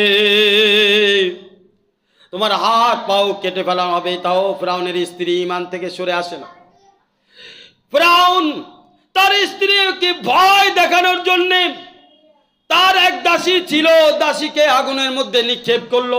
তার সন্তান ছিল, সন্তানদেরকে আগুনে নিক্ষেপ করলো। এবং দাসী বলতেছে আগুনের মধ্যে যখন জ্বলে, কয় চিন্তা করো না, আমি জান্নাতে চলে গেছি। দাসীর সন্তানদেরকে আগুনে নিক্ষেপ করে, তারাও এই কথা বলে, বাকায়দা আগুনের মধ্যে পুড়তেছে দেখা যায়, আর বলতেছে জান্নাতে চলে গেছে। বাইরের জ্ঞান, এইটা জ্ঞান দ্বারা এটা বুঝে আসে না। বাইরের জ্ঞান দ্বারা এটা কি হয় না? বুঝে আসে না। কোনোভাবেই বোঝার কায়দা নাই। বন্ধুরা, হলো ঈমান ইয়াকিন কাকে বলা হয়? ঈমান ইয়াকিন কোনো সময় জ্ঞান দিয়ে মাপতে যাইও না। ইমানে কিন যদি জ্ঞান দিয়ে মাপতে যাও ধোঁকা খাইয়া যাইবা, শয়তানের হাতিয়ার হয়ে যাইবা, শয়তানের বন্ধু হয়ে যাইবা, আল্লাহর বন্ধু হইতে পারবা না। ইমানে কিনের মুআমালা ডাইরেক্ট আল্লাহর সাথে, ইমানে কিনের মুআমালা আল্লাহর হুকুমের সাথে, ইমানে কিনের মুআমালা কুরবানির সাথে, ইমানে কিনের মুআমালা আল্লাহ পাকের হুকুমের উপরে বিশ্বাসের সাথে, আল্লাহ পাকের ওয়াদার উপরে বিশ্বাসের সাথে।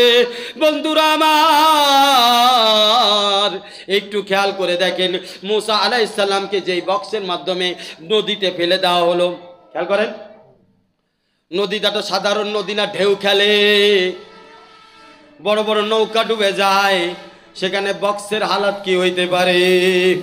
যদি বক্সের মধ্যে ফুটো করে দেয়, যেহেতু বক্স যদি পুরো আলাম থাকে, পুরো প্যাকেট থাকে যে পানি যাতে না ঢুকে, তাহলে তো মুসা মারা যাবে দম আটকায়। মুসা আলাইহিস সালাম মারা যাবে কিনা? দম আটকায় মারা যাবে। শ্বাস নিবে কোন জায়গা থেকে? যদি বক্স পুরাপুরি ভাবে সিল করে দেওয়া হয়, কোনো জায়গাতে পানি না ঢুকে এমন ভাবে যদি বক্স বানানো হয়, তাহলে মুসা আলাইহিস সালামের বক্সের মধ্যে ছোট বাচ্চা অবস্থায় সে শ্বাস ছাড়া, নিঃশ্বাস সে নিতে পারবে না, সে ওখানেই মারা যাবে। আর যদি বক্স কোনো জায়গায় ছিদ্র করে দেওয়া হয় অথবা বক্সের উপরে খুলে দেওয়া হয়, তাহলে ঢেউয়ের পানি এসে বক্স তলিয়ে যাবে। দুই দিক দিয়ে নিশ্চিত মৃত্যু। মা কিভাবে মানে? দুই দিক দিয়ে মৃত্যু নিশ্চিত। মা কিভাবে মানতে পারে এই কথা যে আল্লাহ পাক ওহী করলেন যে তুমি তাকে বক্স করে নদীতে ফেলে দাও, আর মা দেখতেছে দুইভাবেই আমার বাচ্চা মারা যাইতেছে। মা চিন্তা করতে পারতো যে এই কথা না বলে যদি কইতেন কোনো পাহাড়ের মধ্যে গোপন করে রাখেন, কোথাও আড়াল করে রাখেন, তাও তো মানা যায়। কিন্তু কি বলছে? পানির মধ্যে ফেলায় দেন, নিশ্চিত মৃত্যুর মুখে ফেলাইয়া দিতে হচ্ছে। একজন নবীর ঈমান জন্মের থেকে ঈমানি পরীক্ষা শুরু হয়ে যায়। একজন নবীর ইয়াকিনের পরীক্ষা জন্ম থেকে শুরু হয়ে যায়। দেখেন, নবী তো দূরের কথা, নবীর মায়ের পরীক্ষা শুরু হয়ে গেছে। কোন পেটে আইলো মুসা, চিন্তা তোমরা করলা না, যার মায়ে মুসাকে ফেললো নদীতে, এক ফুটা চিন্তা করলো না। কথা ঠিক কিনা বলেন? এক ফুটা চিন্তা করে নাই, আল্লাহ হুকুম দিছে। কে হুকুম দিছে? আর আপনার পকেট থেকে টাকা বের হয় না যদি আল্লাহ রাস্তায় দিতে বলা হয়। 100 বার চিন্তা করেন, কালকে কি খাবো, পরশুদিন সংসারের কি হবে, তরশুদিন আমার পরিবারের কি হবে, পকেটে টাকা বাড়ো না। হারামের দিকে চলে যান, হাইরে না খায় মরমু, সুদ না নিলে এবার বাঁচতে পারবো না। আপনার ঈমান কয় নম্বরের ঈমান আছে আপনি নিজে হিসাব করেন। আপনার আল্লাহর ওয়াদার উপরে কতটুকু বিশ্বাস আছে আপনি নিজেই হিসাব করেন। যখন মেহনতের কথা বলা হয় তাইলে তো আপনারা খুঁজেই পাওয়া যায় না, দইরা আনতে হয়। ওরে বাপরে বাপ, মনে হয় আমরা হলো পুলিশ, আপনার হলো আসামি, ধরে আল্লাহর কাছে নিয়ে যাইতেছি। নাউযুবিল্লাহ মিন যালিক। খুঁজা পাওয়া যায় না আপনাদেরকে। আপনাদের হাত পায় বাবা শোনা কয়েও আপনাদের মন মানানো যায় না। তো কয় নম্বরের ঈমান ইয়াকিনের উপরে আপনি আছেন? আপনি নিজের বিচার নিজেই করতে পারেন, আমার থেকে ভালো করতে পারেন। আল্লাহ আমাদের সকলকে বুঝার তৌফিক দান করেন। বন্ধুরা আমার, আল্লাহর হুকুম মানলে গায়েবী সাহায্য হয়, গোলামি থেকে বাঁচা যায়। যখন মুসা আলাইহিস সালাতু ওয়াস সালাম নীল দরিয়ায় ভাসতে ভাসতে আল্লাহ পাক হুকুম দিয়ে দিলেন ফিরআউনের ঘাটের কাছাকাছি, তখন 700 গোলাম পাহারাতে ছিল ওই ঘাটের চারিদিকে। গোলামরা দূর থেকে দেখে কোনো একটা বক্সের মধ্যে কি যেন ভেসে আসতেছে, কোন একটা বক্সের মধ্যে কি যেন ভেসে আসে। তাড়াতাড়ি রানীমান ফিরআউনের স্ত্রীকে খবর দেয়। ফিরআউনের স্ত্রী দৌড়ে চলে আসে, ফিরআউন নিজেও দৌড়ে চলে আসে দেখার জন্য। দেখে ওই বক্সের মধ্যে কি যেন দেখা যায়। তাড়াতাড়ি গোলামকে অর্ডার দেওয়া হলো, যাও নিয়ে আসো ওই বক্সটাকে। বক্সটা যখন ঘাটে ফিরল, দেখা গেল ওর মধ্যে ফুটে একটা বাচ্চাকে দেখা যায়, সে আসতেছে। দেখেন কি আজীব ব্যাপার, একে তো নদীর মধ্যে ফেলাইছে, বক্সের মধ্যে কান্দার কথা এখানে মুসা আলাইহিস সালাম হাসে। বন্ধু পরীক্ষা যখন হয়, বুঝে বন্ধু বন্ধুর কথা, এত নাই নীল দরিয়া, হবে ফেরাউনের স্ত্রীর সাথে দেখা। এত নাই নীল দরিয়া, হবে ফেরাউনের স্ত্রীর সাথে দেখা। এই জন্য আসতেছে ইমানি পরীক্ষা। নবীরা বাস করে গেছে বাচ্চা অবস্থায়, তাদের রুহু আগের থেকেই নবী ট্রেনিং নিয়ে দুনিয়াতে আসছে। ওই বাচ্চা কাঁদতে পারে না, যদিও তাকে পাহাড় থেকে ফেলায় দেওয়া হয়। ওই বাচ্চা টেনশন করতে পারে না, যদিও তাকে নদীর মধ্যে ফেলায় দেওয়া হয়। কথা ঠিক কিনা বলেন বন্ধুরা আমার? আল্লাহ পাক কোরআনের মধ্যে বলেন, ওয়ালকাইতু আলাইকা মুহাব্বাতাম মিন্নি। যখন ফিরআউনের স্ত্রী দেখলো ওই বাচ্চার ফুটফুটে সুন্দর হাসি মাখা মুখ, সাথে সাথে ফিরআউনের স্ত্রীর মধ্যে মমতাময় মা জননী জেগে উঠেছে আবার। মুসার দিদার করলে বন্ধু, মায়ের মমতা জাগে। ওরে মুসার দিদার করলে বন্ধু, মায়ের মমতা জাগে। মুসারে কোলে নিলে বন্ধু, গোলাম আজাদ হবে। ফিরআউন দেখে খুশি। ফিরআউনের স্ত্রী বলে, ফিরআউন রে বলে, ওগো ফিরআউন, আমাদের কোনো সন্তান নাই, এটারে আমরা সন্তান হিসেবে গ্রহণ করতে চাই। এ তো আমাদের সন্তান হিসেবে লালন পালন হবে, কোনো অসুবিধা নাই। ফিরআউনের অন্তরে আল্লাহ পাক মহব্বত ঢেলে দিলেন। ফিরআউন দুশ্মনের কথা ভুলে গিয়া মুসারে সন্তান বানানোর চিন্তায় বিভোর হয়ে কতটা আশেকার দেওয়ানা মুসার হইছে চিন্তা করেন। ওই জায়গায় পাহারায় ছিল 700 গোলাম। ফিরআউন এত খুশি হইছে, এত দেওয়ানা হয়ে গেছে মুসার, যে 700 গোলামকে সাথে সাথে গোলামির জিন্দেগি থেকে আজাদ করে দেওয়া হয়। কই আছেন আল্লাহ ওয়ালাদের থেকে? আপনি দেওয়ানা না হলে অসুবিধা নাই, আসমান দেওয়ানা, জমিন দেওয়ানা, লোহ কলম সব দেওয়ানা। আমার শায়েখ বলেন, জব তু মেরা তো সব মেরা, आसमां मेरी जमीन मेरा, जब एक तू एक शाई नहीं मेरा तो कोई शाई नहीं मेरी। যখন কেউ আল্লাহর হয়ে যায়, সমস্ত আসমান জমিন তার হয়ে যায়। আপনি একা যদি না চিনতে পারেন তো আল্লাহ ওয়ালাদের কি আসে যায়? আপনার থেকে আসমানের সংখ্যা বেশি, আপনার থেকে জমিনের সংখ্যা বেশি, লোহে কলমের সংখ্যা বেশি। আল্লাহ সৃষ্টির হাজারো আশরাফুল মাখলুকাত বাদে আরো কোটি কোটি মাখলুকাতের সংখ্যা বেশি যারা আল্লাহ ওয়ালাদের দেওয়ানা হয়ে থাকে। আপনি দেওয়ানা না হলে কি আসে যায়? আপনি দেওয়ানা না হলে কি আসে যায়? ওদিকে ফিরআউন মুসার জন্য দেওয়ানা হয়ে 700 গোলাম আজাদ করে দেয়। বন্ধুরা, আল্লামা আলুসি সৈয়দ মোহাম্মদ বাগদাদি তাফসিরে রুহুল মানিতে এই আয়াতের ব্যাখ্যা করেন, নবীর দিদারে 700 গোলাম আজাদ হয়ে গেল। নগদেই দেরি হলো না। ছোট বাচ্চা মুসা আলাইহিস সালামের দিদারের দাম 700 গোলাম আজাদ করার মাধ্যমে ফিরআউনের দিতে হলো। কথা ঠিক কিনা বন্ধুরা? আমার নবীর দিদারে যদি 700 গোলাম মাফ হয়ে যায়, আল্লামা আলুসি সৈয়দ মোহাম্মদ বাগদাদি রহমাতুল্লাহ আলাইহি বলেন, একজন আল্লাহর ওলির সোহবত এবং আল্লাহ ওলির দিদারে আল্লাহর হাজার হাজার বান্দা নফসের গোলামি থেকে আজাদ হয়ে যায়। ওদিকে নবীর দিদারে 700 গোলাম আজাদ হইছে। ওই গোলামির বন্ধন শৃঙ্খল মুক্ত সিলসিলা এখনো জারি আছে। যদি না মানেন তো আমার সাথীদের জিজ্ঞেস করেন, নফসের গোলামির থেকে আজাদ হইছে কিনা?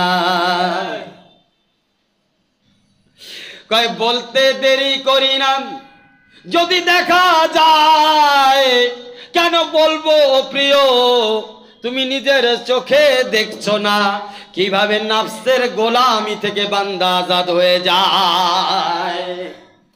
আল্লাহর ওলিদের সিফত বেলায়েতের সিফত, নবীদের সিফত ও বেলায়েতের সিফত। এই জন্য বন্ধুরা আমার, নবীদের সিফতে হাসানা জাহের হয় গোলামীর আজাদের মাধ্যমে, আল্লাহ ওয়ালাদের সিফতে হাসানা জাহের হয় নফসের গোলামি থেকে আজাদ পাওয়ার মাধ্যমে। কথা ঠিক কিনা বলেন বন্ধুরা আমার? এই জন্যে আকল কোনো সময় ইমান বুঝে না, জ্ঞানের তালা দিয়ে ইমান শিখতে যায়ও না, কলবের অন্তরের বিদ্যা দিয়ে, রুহের বিদ্যা দিয়ে, আল্লাহ পাকের মহব্বত দিয়ে ইমান শিখতে হয়, মুজাহাদা দিয়ে ইমান শিখতে হয়, কুরবানি দিয়ে ইমান শিখতে হয়। আপনি যত বেশি আল্লাহর জন্যে দিনের জন্য দুনিয়া ছাড়বেন, দুনিয়ার মহব্বত ছাড়বেন, তত বেশি আল্লাহ পাক ইমানি হালাওয়াত, ইমানি লজ্জত আপনার অন্তরের মধ্যে আল্লাহ পাক দান করে দিবেন। যা কিছু আলোচনা করলাম এই পর্যন্ত, আমাদের আলোচনার মধ্যে যা ভুল ত্রুটি হয়েছে আল্লাহ পাক বলেন সবাই ক্ষমা করে দেন, বলেন আমিন। আর এই আলোচনার মধ্যে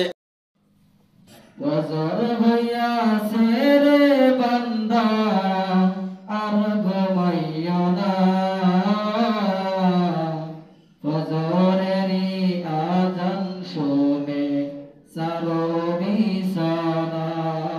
মাশাআল্লাহ। ফজর হইয়াছে রে বান্দা, আর ঘুমাইও না, ফজরেরই আযান শুনে সারো বিছানা। আমার প্রাণের ভাই বাবারা জলদি করে উঠে যান, ওযু করে তাড়াতাড়ি মসজিদেতে এসে যান। আমার প্রাণের ভাই বাবারা জলদি করে উঠে যান, ওযু করে তাড়াতাড়ি মসজিদেতে এসে যান। আহা এমন কঠিন দিনে নামাজ তোমায় ভুলবে না, আহা এমন কঠিন দিনে কুরআন তোমায় ছাড়বে না। ঠিকমতো পড়লে নামাজ জান্নাতে তোমার ঠিকানা, ঠিকমতো পড়লে নামাজ জান্নাতে তোমার ঠিকানা। ফজর হইয়াছে রে বান্দা, আর ঘুমাইও না,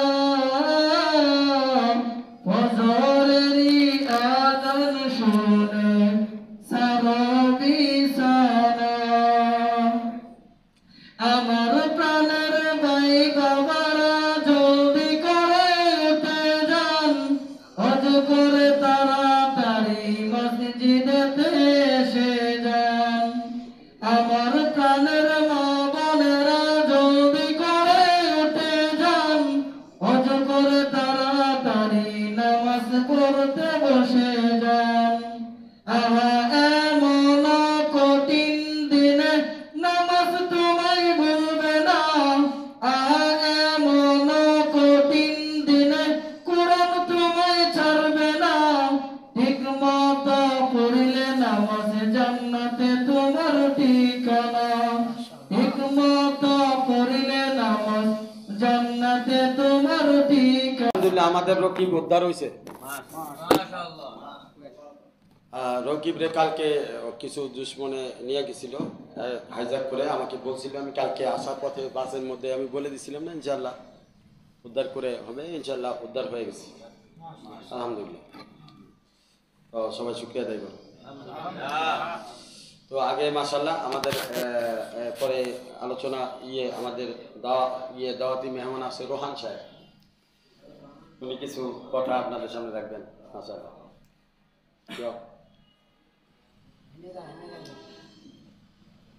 আচ্ছা সবার আগামী শুক্রবারে আমাদের 10 তারিখে আমাদের এখানে মাহফিল অনুষ্ঠিত হতে যাচ্ছে এবং আমাদের শাইখে বালিয়া উনি আমাদের এখানে পদার্পণ করবেন। অনেক বড় আল্লাহওয়ালা, এই পুরা বাংলাদেশের মধ্যে ওনার থেকে এখন বড় কোনো আল্লাহর ওলি নাই আর কি। আমরা ওনাদের সৌবত গ্রহণ করব সবাইকে আবেদন জানাচ্ছি, যে যেখানে পারেন ধর্মপ্রাণ সবাইকে দাওয়াত দিবেন এবং নিয়ে আসবেন। এবং আমাদের মাহফিলের আলহামদুলিল্লাহ কিছু খাওয়া দাওয়ার আয়োজন করা হবে। আমি খাসি কিনতে বলেছি, ওটা দিয়ে আমরা ইনশাল্লাহ 2 ডেক পাকাবো, সাথে আরও কিছু পাকানোর ব্যাপার আছে। তো খাওয়া দাওয়ার অভাব হবে না, যে যার ভাই বন্ধু আছে সবাই নিয়ে আসবেন, খাওয়া দাওয়া আমাদের এখানে করবেন। ঠিক আছে ইনশাল্লাহ? সবাই রাজি তো? কে কারে কারে দাওয়াত দিবেন, কে কে দাওয়াত দিবেন বেশি বেশি? সবাই দাওয়াত দিয়ে আনবেন তো সাথে? আল্লাহ সবাই ওয়াদা করতেছে, সকলে দাওয়াত দিয়ে সাথে নিয়ে আসবে ইনশাআল্লাহ। আমাদের মাহফিলকে কামিয়াব করবেন ইনশাআল্লাহ।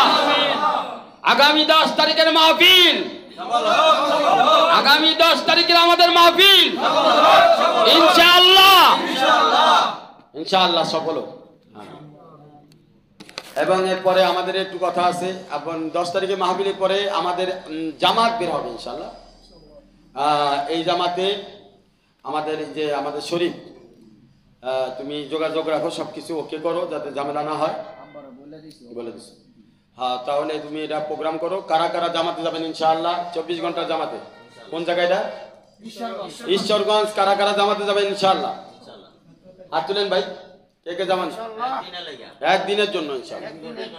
24 ঘন্টার জামাত, 17 আমলের জামাত, ওখানে যাবে, দাওয়াতের মেহনত করে আসবে, দিনের মেহনত করে আসবে। কে কে রাজি আছেন ইনশাআল্লাহ? হাত তুলেন ইনশাআল্লাহ। আল্লাহরে দেখান, আল্লাহরে দেখান। নামগুলো লিখে বলেন, কি নামগুলো বলেন তো? এই এক একজনের নাম বলো তুমি।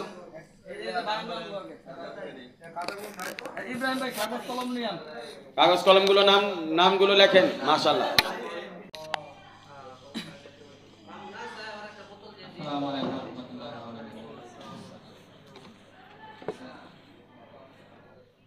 আল্লামা ইকবাল রহমতুল্লাহ আলাইহির একটি উর্দু গান আমাদের মাঝে পড়েছিল।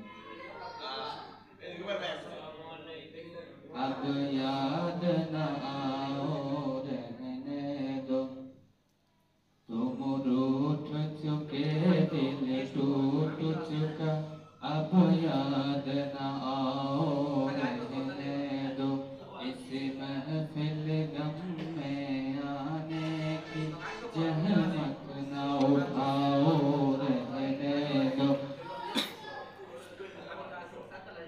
ओ सस के सुहाने माजी के लम्हों को बचाना खेल नहीं, ओ सस के भड़कते शोलों से दामन को बचाना खेल नहीं, रिश्ते हुए दिल के जख्मों को दुनिया से छुपाना खेल नहीं, और आग नजर से गलियों की तहरीर मिटाना खेल नहीं, लेकिन मोहब्बत के नगमे इस वक्त लगाओ रहने दो, जो आग दबी है सीने में होठों पे लगाओ रहने दो, तुम रूठ चुके दिल टूट चुका, अब याद न आओ रहने दो, इस महफिल गम में आने की जहमत न उठाओ रहने दो। जारी है तन की राहों में हर सिमत लहों के फवारे, दुख दर्द की चोटें खा खा कर लरजा है दिलों के गेहुआरे, अंगुष्ठ लब है शम्स हैरान परश है तारे, बाद शहर की झोंके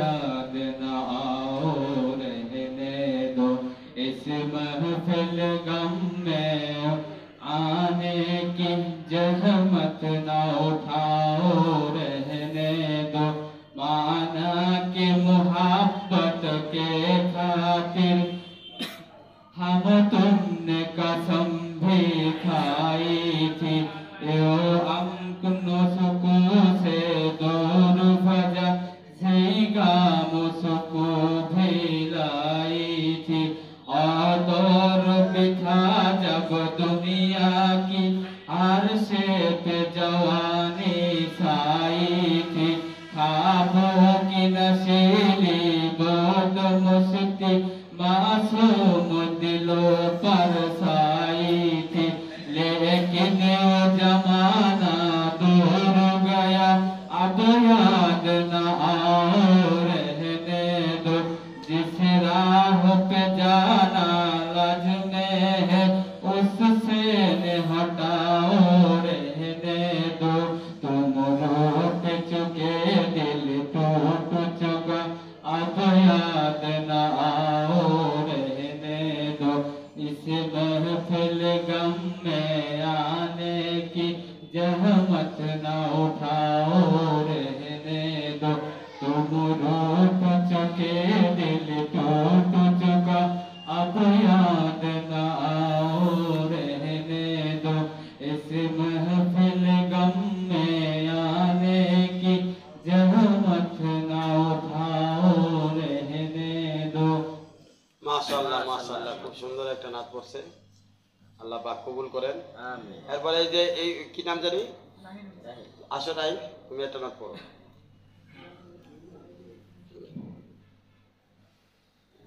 আমাদের রাইন খুব সুন্দর নাচ পড়ে, আমরা একটা নাচ শুনবো তার কাছ থেকে ইনশাআল্লাহ।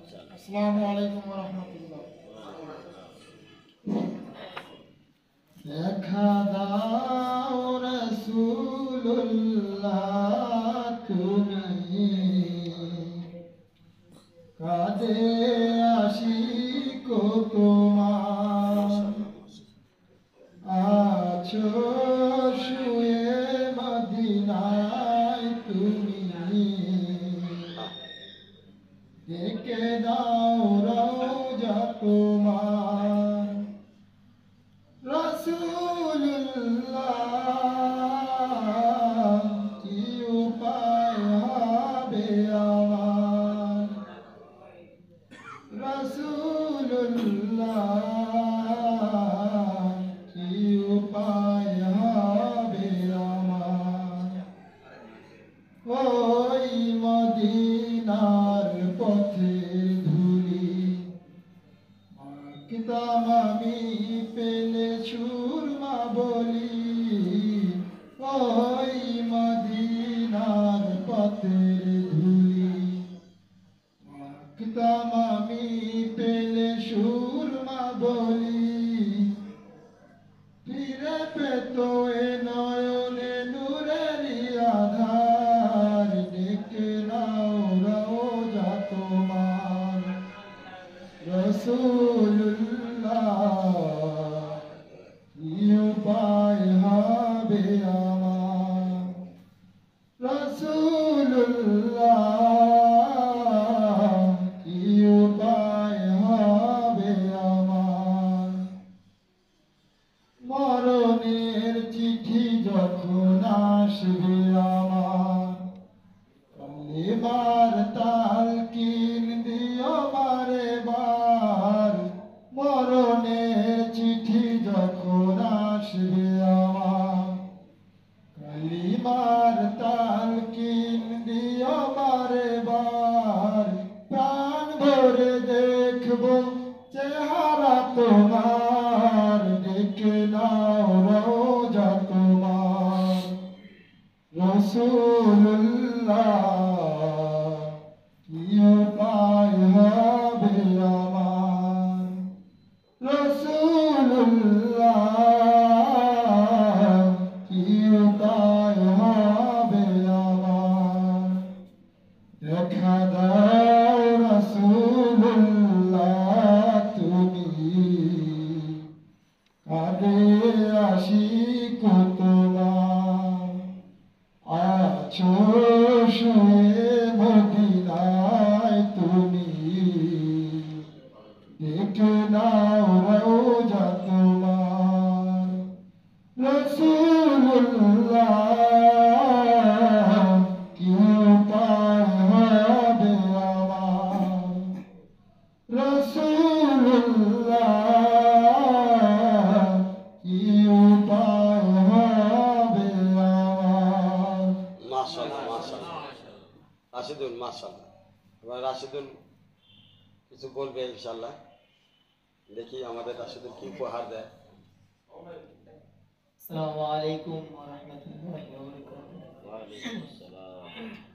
আসলে যে কথা শায়েখ আরিফুল্লাহ হযরত মাওলানা মুফতি শাহ মোহাম্মদ কাউসার জামান আরবি বরকত আলী আপনাদের সামনে শোনাইলেন, এরপরে বলার ভাষা হারিয়ে লাইছি, তারপরেও বলি। আমাদের হযরতুল্লাহ একদিন বয়ান দিছিল যে ছোট বাচ্চা মেলাতে গেছে, একজন জিজ্ঞাইছে যে তুমি কি নিবা, বলছে যে মেলা যা আছে সব কিনবো। কয় টাকা কই পাইবা, যে আমার আব্বা আছে না। তা আজকে যে আপনাদের সামনে ঘোষণা করলেন যে আজীবনের জন্য জামাতেরা লিডার, আমারও তো কোনো ভয় নেই, আমার আব্বা আছে না, কিছু নেওয়ার সাহেব আছে না, আমি নিলাম ইনশাআল্লাহ। আল্লাহ পাক যদি কবুল করেন। করায় ইনশাআল্লাহ আমি নিলাম, কারণ আমার সাহেব আছে, আমার আব্বা আছে, আমারও ভয় নাই। মাশাআল্লাহ। এজন্য বিশেষ করে খাস করে আল্লাহর কাছে দোয়া চাই, আপনাদের সকলের কাছে দোয়া চাই যেন আজীবন এভাবেই জায়গা থাকতে পারি ইনশাআল্লাহ। আল্লাহ কবুল করুন। মাশাআল্লাহ। আজকে যে আলোচনা করছিল, ওই আলোচনার মধ্যে একটা বিষয় ছিল যে বলছিল যে ইমানের একটা শাখা আছে, যেটা হলো বান্দা নিজের জন্য যা চয়েস করে অপরের জন্য এটা চয়েস করতে হবে। এখানে 17 আমল থেকে দুটা জিনিস দিয়া আমাদেরকে বুঝিয়ে দিছে। এক নাম্বার বুঝাইছে যে আমরা এখানে আল্লাহ আল্লাহ হওয়ার জন্য এসেছি, এটা আমার চয়েস। তাহলে বান্দার জন্য কি চয়েস করতে হবে? মেহনত। আমাকে বেশি বেশি দাওয়াতি মেহনতের কাজ করতে হবে, যাতে আমার চয়েস আর ওই মেহনতি করার কারণে অপরের জন্য চয়েসটা এক হয়ে যায়, তাহলে আমার ইমান ইয়াকিন পর্যন্ত পৌঁছাবে।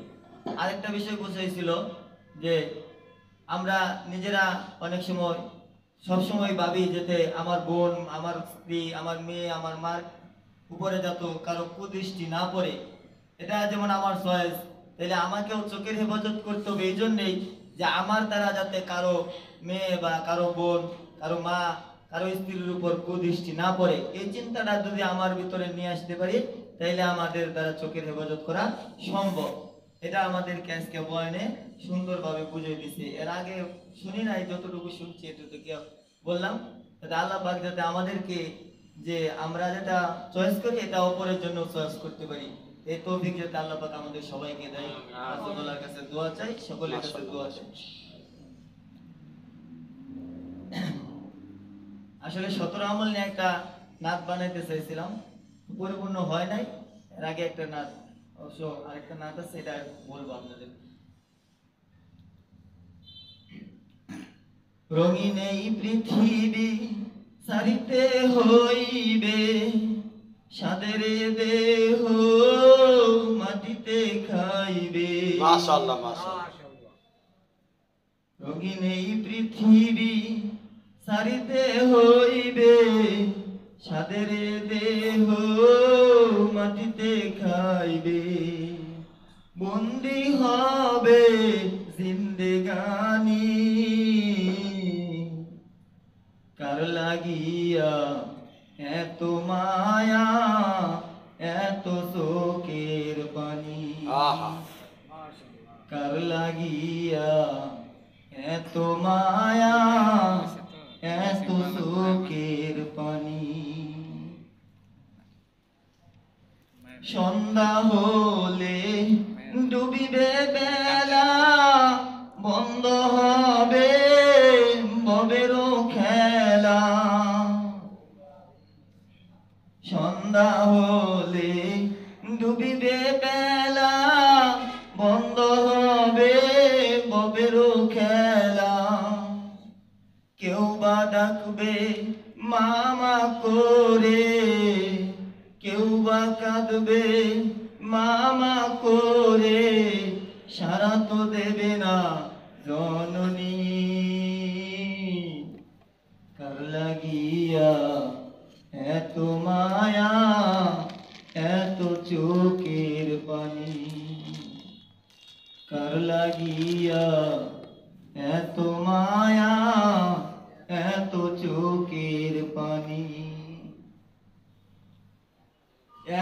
স্বাদের বাসা তোমার, নিমিষে সব হবে সুরমার। এত আশার বাসা তোমার, নিমিষে সব হবে সুরমার। কেউ বা দেবে আখিরি গোসল, কেউ বা দেবে আখিরি গোসল, কেউ বা অপবানি।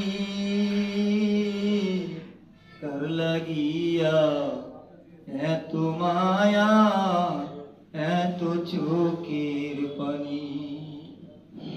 রঙিন এই পৃথিবী সারিতে হইবে, সাথের দেহ মাটিতে খাইবে। রঙিনে দুনিয়া সারিতে হইবে, সাদের দেহ মাটিতে খাইবে। বন্দি হবে জিন্দেগানি, কার লাগিয়া এত মায়া, এত চোখের পানি।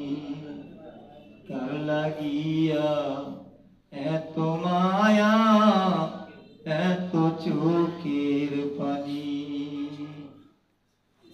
ওয়ালাইকুম আসসালাম। মাশাআল্লাহ মাশাআল্লাহ মাশাআল্লাহ। সতেরো আমলের একটা নাত আছে যেটা বানানোর চেষ্টা করতেছি, এটা আব্দুল্লাহ একটু শোনাবো ইনশাআল্লাহ। সতেরো আমলের দাওয়াত দেব, করব না কবয়। সতেরো আমলে চললে জীবন অনেক সুন্দর হয়, অনেক সুন্দর হয়। সতেরো আমলের দাওয়াত দেব, করব না কবয়। সতেরো আমলে চললে জীবন অনেক সুন্দর হয়। প্রতিদিন মেহনত করি যে জিকির, সুন্নতের সবাই মিলে করিও ভাই ফিকির। প্রতিদিন মেহনত করি যে জিকির, সুন্নতের সবে মিলে করিও ভাই ফিকির। আল্লাহওয়ালাদের পড়লে জীবনী,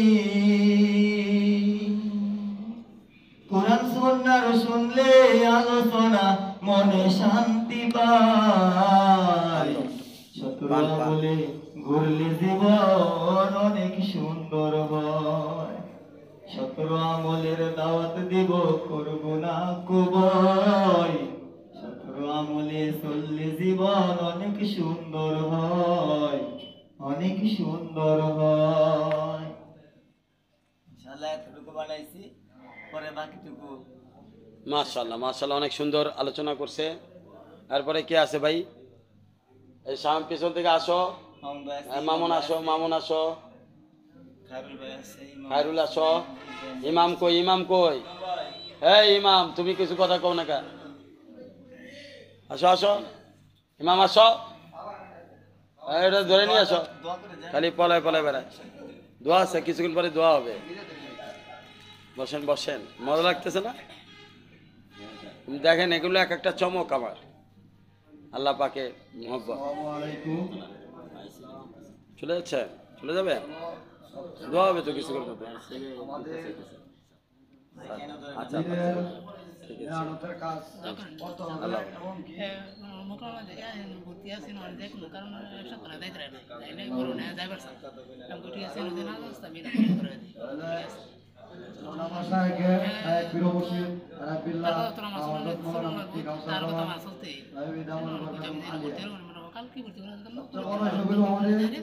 দিন কিভাবে গড়াবো এই বিষয়ে কিন্তু আমার সাহেবকে বলে, এবং কি আমাদের 17টি আমল শেখানোর চেষ্টা করতেছে। 17টি আমলের উপরে আমরা চললে ইনশাল্লাহ অবশ্যই অবশ্যই আমার সাহেবকে বলে যে একদিন না একদিন ঠিকই তুমি আল্লাহ হয়ে যাও। কিন্তু আমরা সবসময় আল্লাহর দিকে আমাদের দিনের 3 নম্বর প্রভাব হয়ে গেছে। আমরা দুনিয়াটা রাখি আপন করে নিচ্ছি, কিন্তু আল্লাহকে ধরে চলে যাচ্ছি। আমরা সবসময় আল্লাহকে আপন করে নিতে হবে।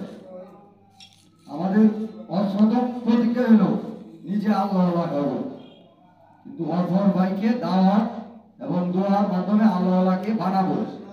আমি নিজেকেই নিজে দাওয়াত দিতে পারি না, আমি অপর ভাইকে কখন আমি দাওয়াত দিব? আমাকে যখন 5 ওয়াক্ত মুয়াজ্জিন ডাকে তখন আমি কিন্তু সাড়া দিই না। আমি নিজে কি করতেছি? আগুনের দিকে চলে গেছি। আমি নিজের অগ্রসর না, আগে নিজে অগ্রসর হতে হবে, এরপরে অপর ভাইকে দাওয়াত দিতে হবে। আমরা নিজেকে আগে পরিবর্তন করি, লোক লালসা ছাড়ি, দুনিয়া ছেড়ে দিতে হবে। এটা অস্থায়ী দুনিয়া, কিন্তু স্থায়ী নাই। দেখেন আমার দাদা চলে গেছে, আমার ঠিকানা আমার দাদা পর্যন্ত, আশাকে বলে যে তোমার ঠিকানা তোমার দাদা পর্যন্ত করতে পারবা। তার কারণ কি আমার এরপরে দাদার বাবার কি নাম এটা অনেকজন জানি না, জানে জানে না। তাহলে একদিন আমিও দাদা হয়ে যাব, আমার দাদা হয়ে গেছে, আমার বাবা হয়ে গেছে। এখন তো আমার ছিড়িয়া, আমার যখন ছেলে মেয়ে বিয়ে করা হতো আমি কি হয়ে যাবো? দাদা হয়ে যাবো। তখন আমার যে নাতি হতে হবে, আমার ঠিকানা আমার বাবার ঠিকানা থাকবে। বড় কথা হলো, সবচেয়ে বড় কথা হলো একটাই, আমরা আল্লাহর দিকে, আমার সাথে কিন্তু টাকা পয়সা চাই না, কারো কাছে 10 টাকাও চাই না। এই জন্য আমি চিন্তা আসা পয়সা থাকি এই জায়গায়, বিনিময় কি আমরা দিতে পারি না, আমরা সামনে আসি না, এবং ভাই সব জায়গায় থাকি। কেন আসে? উনি কি চায় আমাদের কাছে? টাকা চায়? টাকা চাই। জমি চায়? জমিও চাই না, চাই শুধু মনটা।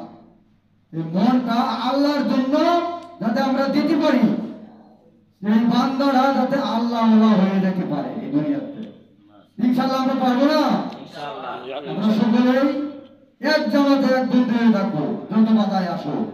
আমার সাহেবের নসিহত গুলাকে আমরা পালন করার চেষ্টা করবো ইনশাআল্লাহ, যত পারবো চেষ্টা করবো। আজকে দেখেন আমার বাবা নাই, আমার কোনো পরিচয় নেই, আমাকে যেরকম ভাবে হয়তো আমি বেমান, আমার সাহেব বেমান না। এটা আমি নিজের কাছে নিজে মাঝে মাঝে প্রশ্ন করি যে এত কিছু আমার বাবা খবর নেই, আমার সাহেবকে যেরকম ভাবে খবর নেই। ইমাম তুমি কোথায় আছো, কিরকম আছো? ফোন দিলে আমার বাবার সাথে পালোয়ারা দিগাইতো, বংশালী দিগাইতো, তাহলে দিগাইতাম বাজার হয়ে। কিন্তু আমার সাহেবকে ঠিকই খবর নেই। কেন নেই?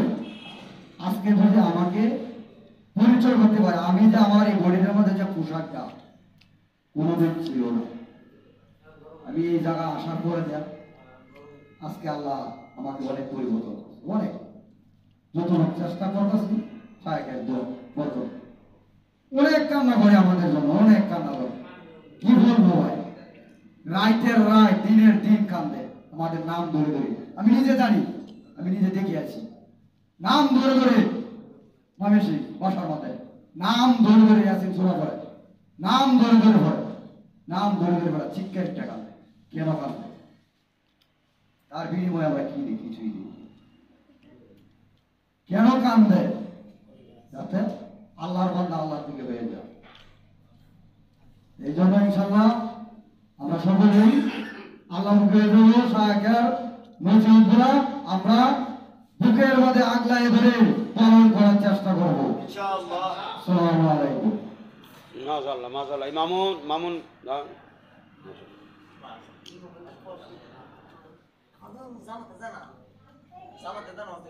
আসসালামু ইমাম আলাইকুম এবার যাবো ইনশাআল্লাহ। এবার যাবা না? ছুটি লইলে বাদে করো। নাইট ডিউটি থেকে একটু ঝামেলা আর কি, এদিকে আমার দিনের ডিউটি আছে এবারে আমাদের দিনে ডিউটি করছে। মাশাআল্লাহ মাহফিলের দিনে আমার নাইট মাশাআল্লাহ। হ্যাঁ ছুটি নিবা, পাস নিয়ে গেট পাস নিয়ে চলে আসবে। এমন আমার শুক্রবার তো বন্ধ থাকবো তো, আচ্ছা মাশাআল্লাহ। আমি আর ওয়াসিমিনী ছিল পাহারা। ও মাশাআল্লাহ মাশাআল্লাহ মাশাআল্লাহ। তোমরা ভাগ করে দিছো সব? আমি তো জানি না, খালি তো কইছি যে সবার সাথে আলাপ কইরা ভাগ করে দিও। কারে কারে? তোমারে? এই রাশিদুল দেখো, তোমরা তো তুমি কালিদাস আলাপ করে একটা জায়গায় দিয়ে দিও। তোমার কি দায়িত্ব দিছে? আমাদের পাহারাই তো আসল কাম। ওরা ওই দিন আমি সব গেছিল তো না, পরে ওয়াসিমারা নিয়ে আসলাম, পরে আমরা হলো না, এটা দায়িত্ব তোমাদের দিয়েছে, তোমরা আলাপ আলোচনা করে কাউরে পরিবর্তন করতে হইলে, কোথায় রাখতে হইলে, এই জায়গায় সমস্ত কাজ করবে হলো রাশিদুল, এই জায়গায় লিডার। এখানে রাশিদুল তুমি যেটা ফয়সালা দিবে ওইটাই সবাই করবে, ঠিক আছে? আর ওইখানে খালিদ, খালিদ, ঠিক আছে? আমি দুই মাথা দুই পাশে, আমি তো মানে প্রশ্ন করবো, এগুলো সব সামলানির দায়িত্ব জয়নার, নয়নপুর, কি নাম, হ্যাঁ নয়নপুরে সব সামলানির দায়িত্ব তুমি লিডার বানাই দিছেন।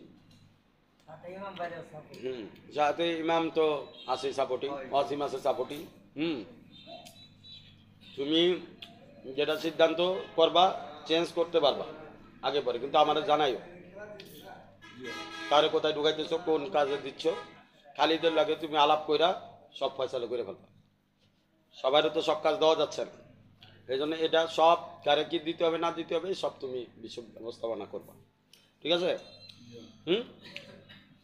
খায়রুল, তোমরা যারা আসো এখানে নয়নপুরের সাথে রাশিদুলকে অনুসরণ করবে ইনশাআল্লাহ, ঠিক আছে? ঠিক, ভালো মন্দ সব তুমি দেখবে। ওকে, সামনে গাও। আমার শাইখ পীর ও মুর্শিদ মুরাব্বিল্লাহ শাহ মোহাম্মদ গাউসুল জামান আইয়ুবী দামাত বরকাতুম আলিয়া একটা বয়ান শুনছিলাম যে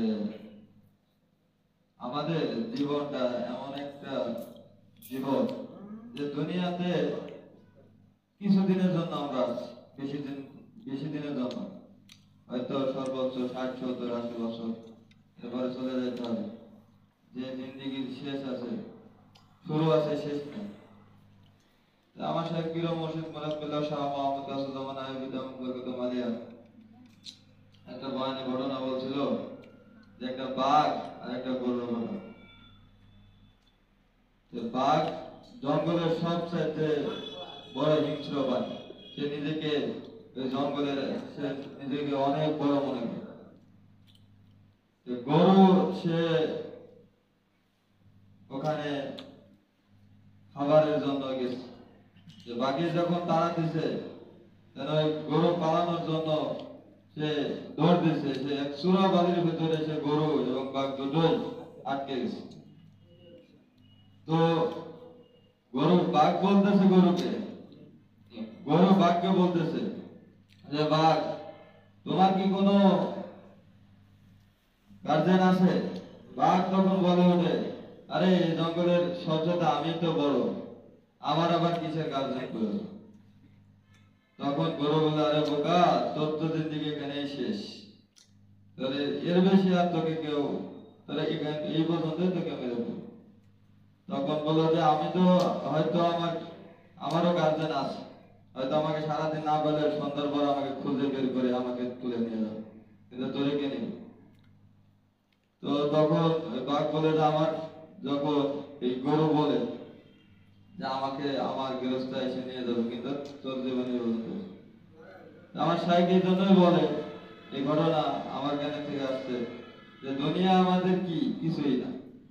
আল্লাহ আল্লাহদের সম্পর্ক যদি আমরা না রাখি, দুনিয়ার যে আসবাবপত্র বা বাড়ি গাড়ি এসবের সাথে সম্পর্ক করলে আমাদের এই বাঘের মতোই হবে, যা দুনিয়ায় আমাদের ঘুরে খাবে, আখিরাতের জন্য আমরা কিছু হবে। এজন্য আল্লাহ রসুলের যে আমার শাইখের সাথে সম্পর্ক রাখার দ্বারা দুনিয়ায় এবং আখিরাতের দুটো রাস্তায় আমরা কামিয়াব হাসিল করব। মাশাআল্লাহ, মাশাআল্লাহ। এজন্য আমরা সকলে কি করব, দুনিয়া এবং আখিরাতের লাইন যদি আমরা চাই, আল্লাহ ওয়ালাদের সাথে সম্পর্ক রাখাটা খুব অত্যন্ত জরুরি। ইনশাআল্লাহ আমরা সবাই চেষ্টা করব আমার শাইখের সাথে সর্বদাই আমাদের জিন্দেগি যতদিন আছে ততদিন জান মাল সময় নিয়ে আমরা কুরবানি করতে পারি, সেই তৌফিক দান করুন। আল্লাহ কবুল করুন। আমিন। ইব্রাহিম, তুমি কিছু কথা বলো।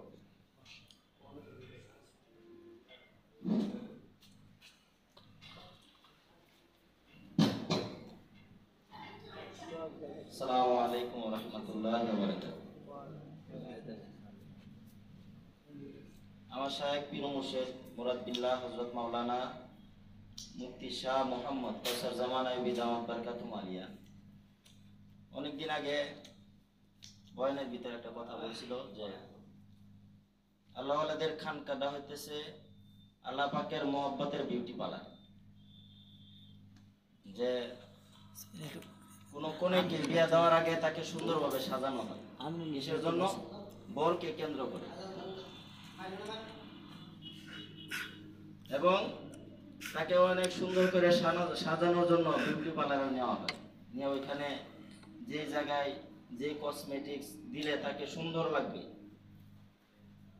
ওই বরের ভালো লাগবে, তাকে ওইভাবেই সাজানো হয়। এবং বর খুশি হইয়া ওই যারা সাজায় দেয় তাদেরকেও কি করে? হাদিয়া দেয়। তো আল্লাহওয়ালাদের খানকাও হইতেছে আল্লাহ পাকের মহব্বতের বিউটি পার্লার। কিরকম? আল্লাহওয়ালারা হচ্ছেন যে কোন আল্লাহর বান্দা আসলে তাকে আল্লাহর মন মতে সাজানো হয়। যদি তার টুপি না থাকে, আল্লাহ রাসূলের টুপি তার মাথায় দেওয়া হয়। যদি দাড়ি না থাকে, তাহলে দাড়ি রাখানোর জন্য তাকে বলা হয়। তার শরীরে যদি সুন্নতি লেবাস না থাকে, তাকে বলা হয়। তার আমলের কমতি থাকলে বলা হয়। ওইভাবে যে আল্লাহ পাক যেভাবে বান্দাকে দেখলে রাজি খুশি হয়ে যায়, তার চুল থেকে নিয়ে পায়ের নখ পর্যন্ত সমস্ত অঙ্গ প্রত্যঙ্গে সুন্নতের দ্বারা তাকে আবৃত করা হয়। এভাবেই আল্লাহর বান্দাকে এভাবে সাজানো হয় যেন আল্লাহ পাক ওই বান্দার প্রতি কি হয়ে যায়? রাজি খুশি হয়ে যায়, ওই বান্দাকে আল্লাহর প্রিয় বানায় নেয়। মাশাআল্লাহ মাশাআল্লাহ। খায়রুল কোথায়? বলতাম একটা নাত পারবা? না একটা চুটকি বলতাম। বলো চুটকি বলো। মাশাআল্লাহ মাশাআল্লাহ। চুটকি তো দরকার আমাদের, সারাদিন অনেক কষ্ট করি, একটা চুটকি উটকি হইলে আমরা একটু খুশি হলাম। এক লোক নতুন বিয়া করছে, বিয়া করার পরে শ্বশুর বাড়িতে গেছে, অনেক খাবার দাবার খাইয়েছে। খাওয়া দাওয়া করার পরে সে বাড়িতে আসছে, আসার পরে তো পেটের সমস্যা শুরু করছে।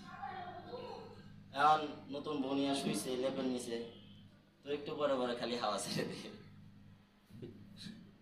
হাওয়া ছাড়ে আর দুর্গন্ধ হবে। মহিলা কয়, কি খালি একটু পরে পরে আপনি কি করেন? কত আর বাড়ি বেন কি খাওয়াইছে, বেজাল্লা তেল কত কিছু খাওয়াই দিছে, অন্তত পেটে আর সইতেছে না, এলে সমস্যা। পরে একটা বুদ্ধি পাইছে, কি যখন আমার হাওয়া আসবো আমি বলবো যে উজির আইতেছে, উজির তুই কি করবি? আমার পাশার তলে তেল লেপটা সরাই দিয়া পিছন দিয়ে বাতাস দিয়ে হাওয়াটা দূর করে দিবি, তাহলে দুর্গন্ধ থাকতো না। তখন বলতেছে ঠিক আছে।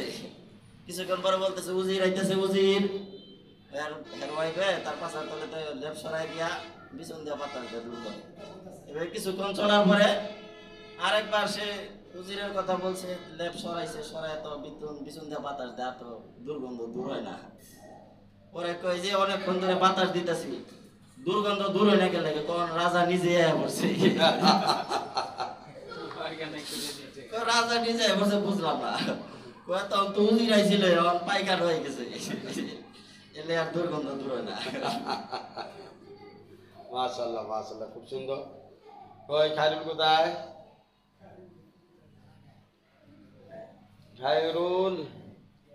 খায়রুল বাসার, খায়রুল বাসার। মাশাআল্লাহ।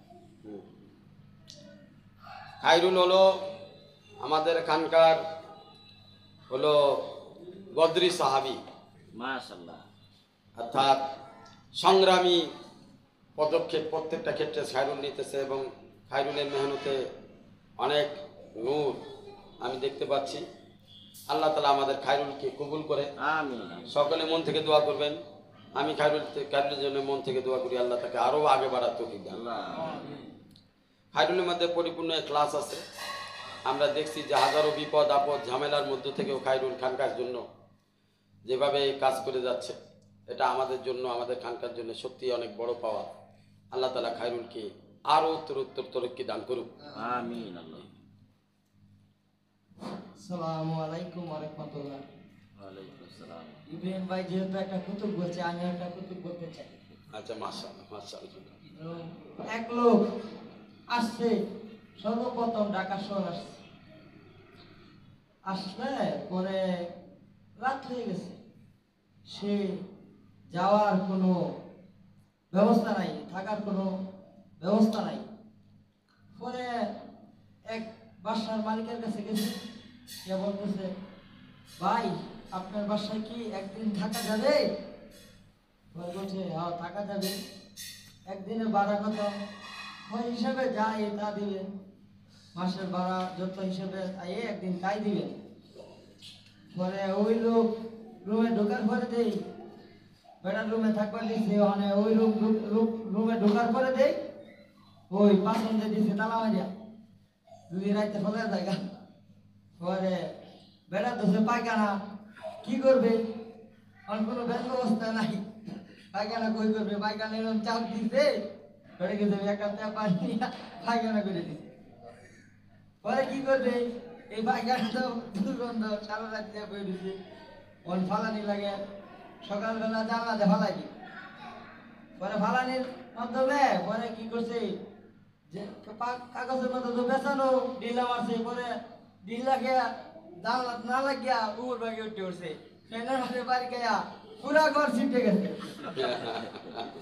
পরে এরকম অবস্থা হয়েছে, সকালবেলা বাড়িগুলা গেলে ঘরের মধ্যে এই অবস্থাকে জীবনে তো বহুত ভূত দেখলাম, এরকম ভূত দেখলাম না আমার জীবনে। তারপরে সকালবেলা একটা সুগত আছে, তো ভাই পরিষ্কার করার জন্য ঘরে গো, জীবনে অনেক ভূত দেখছি, এরকম ভূ ভাই আমি আর দেখি নাই। আপনার কাম নেই পরিষ্কার করে দেবে, আমার পরিষ্কার করার দরকার নেই।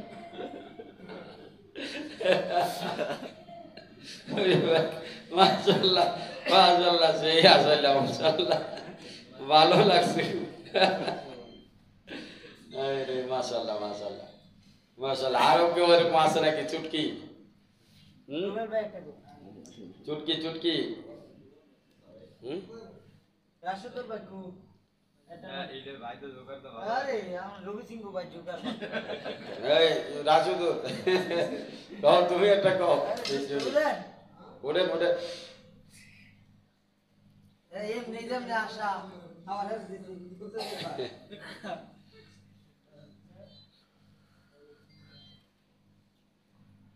কৌতুকের দিকে আমার কোনো ইয়া নেই, এদিকে আমি মানে এখন সারাদিন মেশিনে বসে বসে আগে যেটা করতাম কথাবার্তা সেটা বাদ দিয়ে এখন শুধু ওই যে প্রতি সপ্তাহে একদিনের জন্য একটা নাতনি কোনো রকম তৈরি করা যায়, এটা ভাব। মাশাআল্লাহ মাশাআল্লাহ মাশাআল্লাহ। শোনো, আমি একটা জিনিস বলি, সাথীরা যারা নাট লিখতেছে আনকার বিভিন্ন, তো তোমরা এটা একটা আরেকটা একটা খাতা নাও আনকার জন্য, বড় মোটা দেখে, ঠিক আছে? এই খাতার মধ্যে নাটগুলো, সাথীদের নাটগুলো সবাই যার যার মতো লিখে রাখবে, যাতে লিপিবদ্ধ থাকে, ভবিষ্যতে এইগুলো একটা হেফাজতে থাকবে আর কি। ভবিষ্যতে এটা কাজে লাগাইতে পারবা, তোমরা সাথীরা লিখছো এটা ছাপাইতে পারবে। তবে আমি এতটুকু করি যে আমার আরেকটা নাট লিখতে চাইতেছি, সেটা হলো ওই যে ওদিনকে শুনে এসেছিলাম, পরে এটা নিয়ে একটু ও মদিনার মাটি রে, সব সুখ বুঝি তরি কপালে। মাশাআল্লাহ। ও মদিনার মাটি রে, সব সুখ বুঝি তরি কপালে।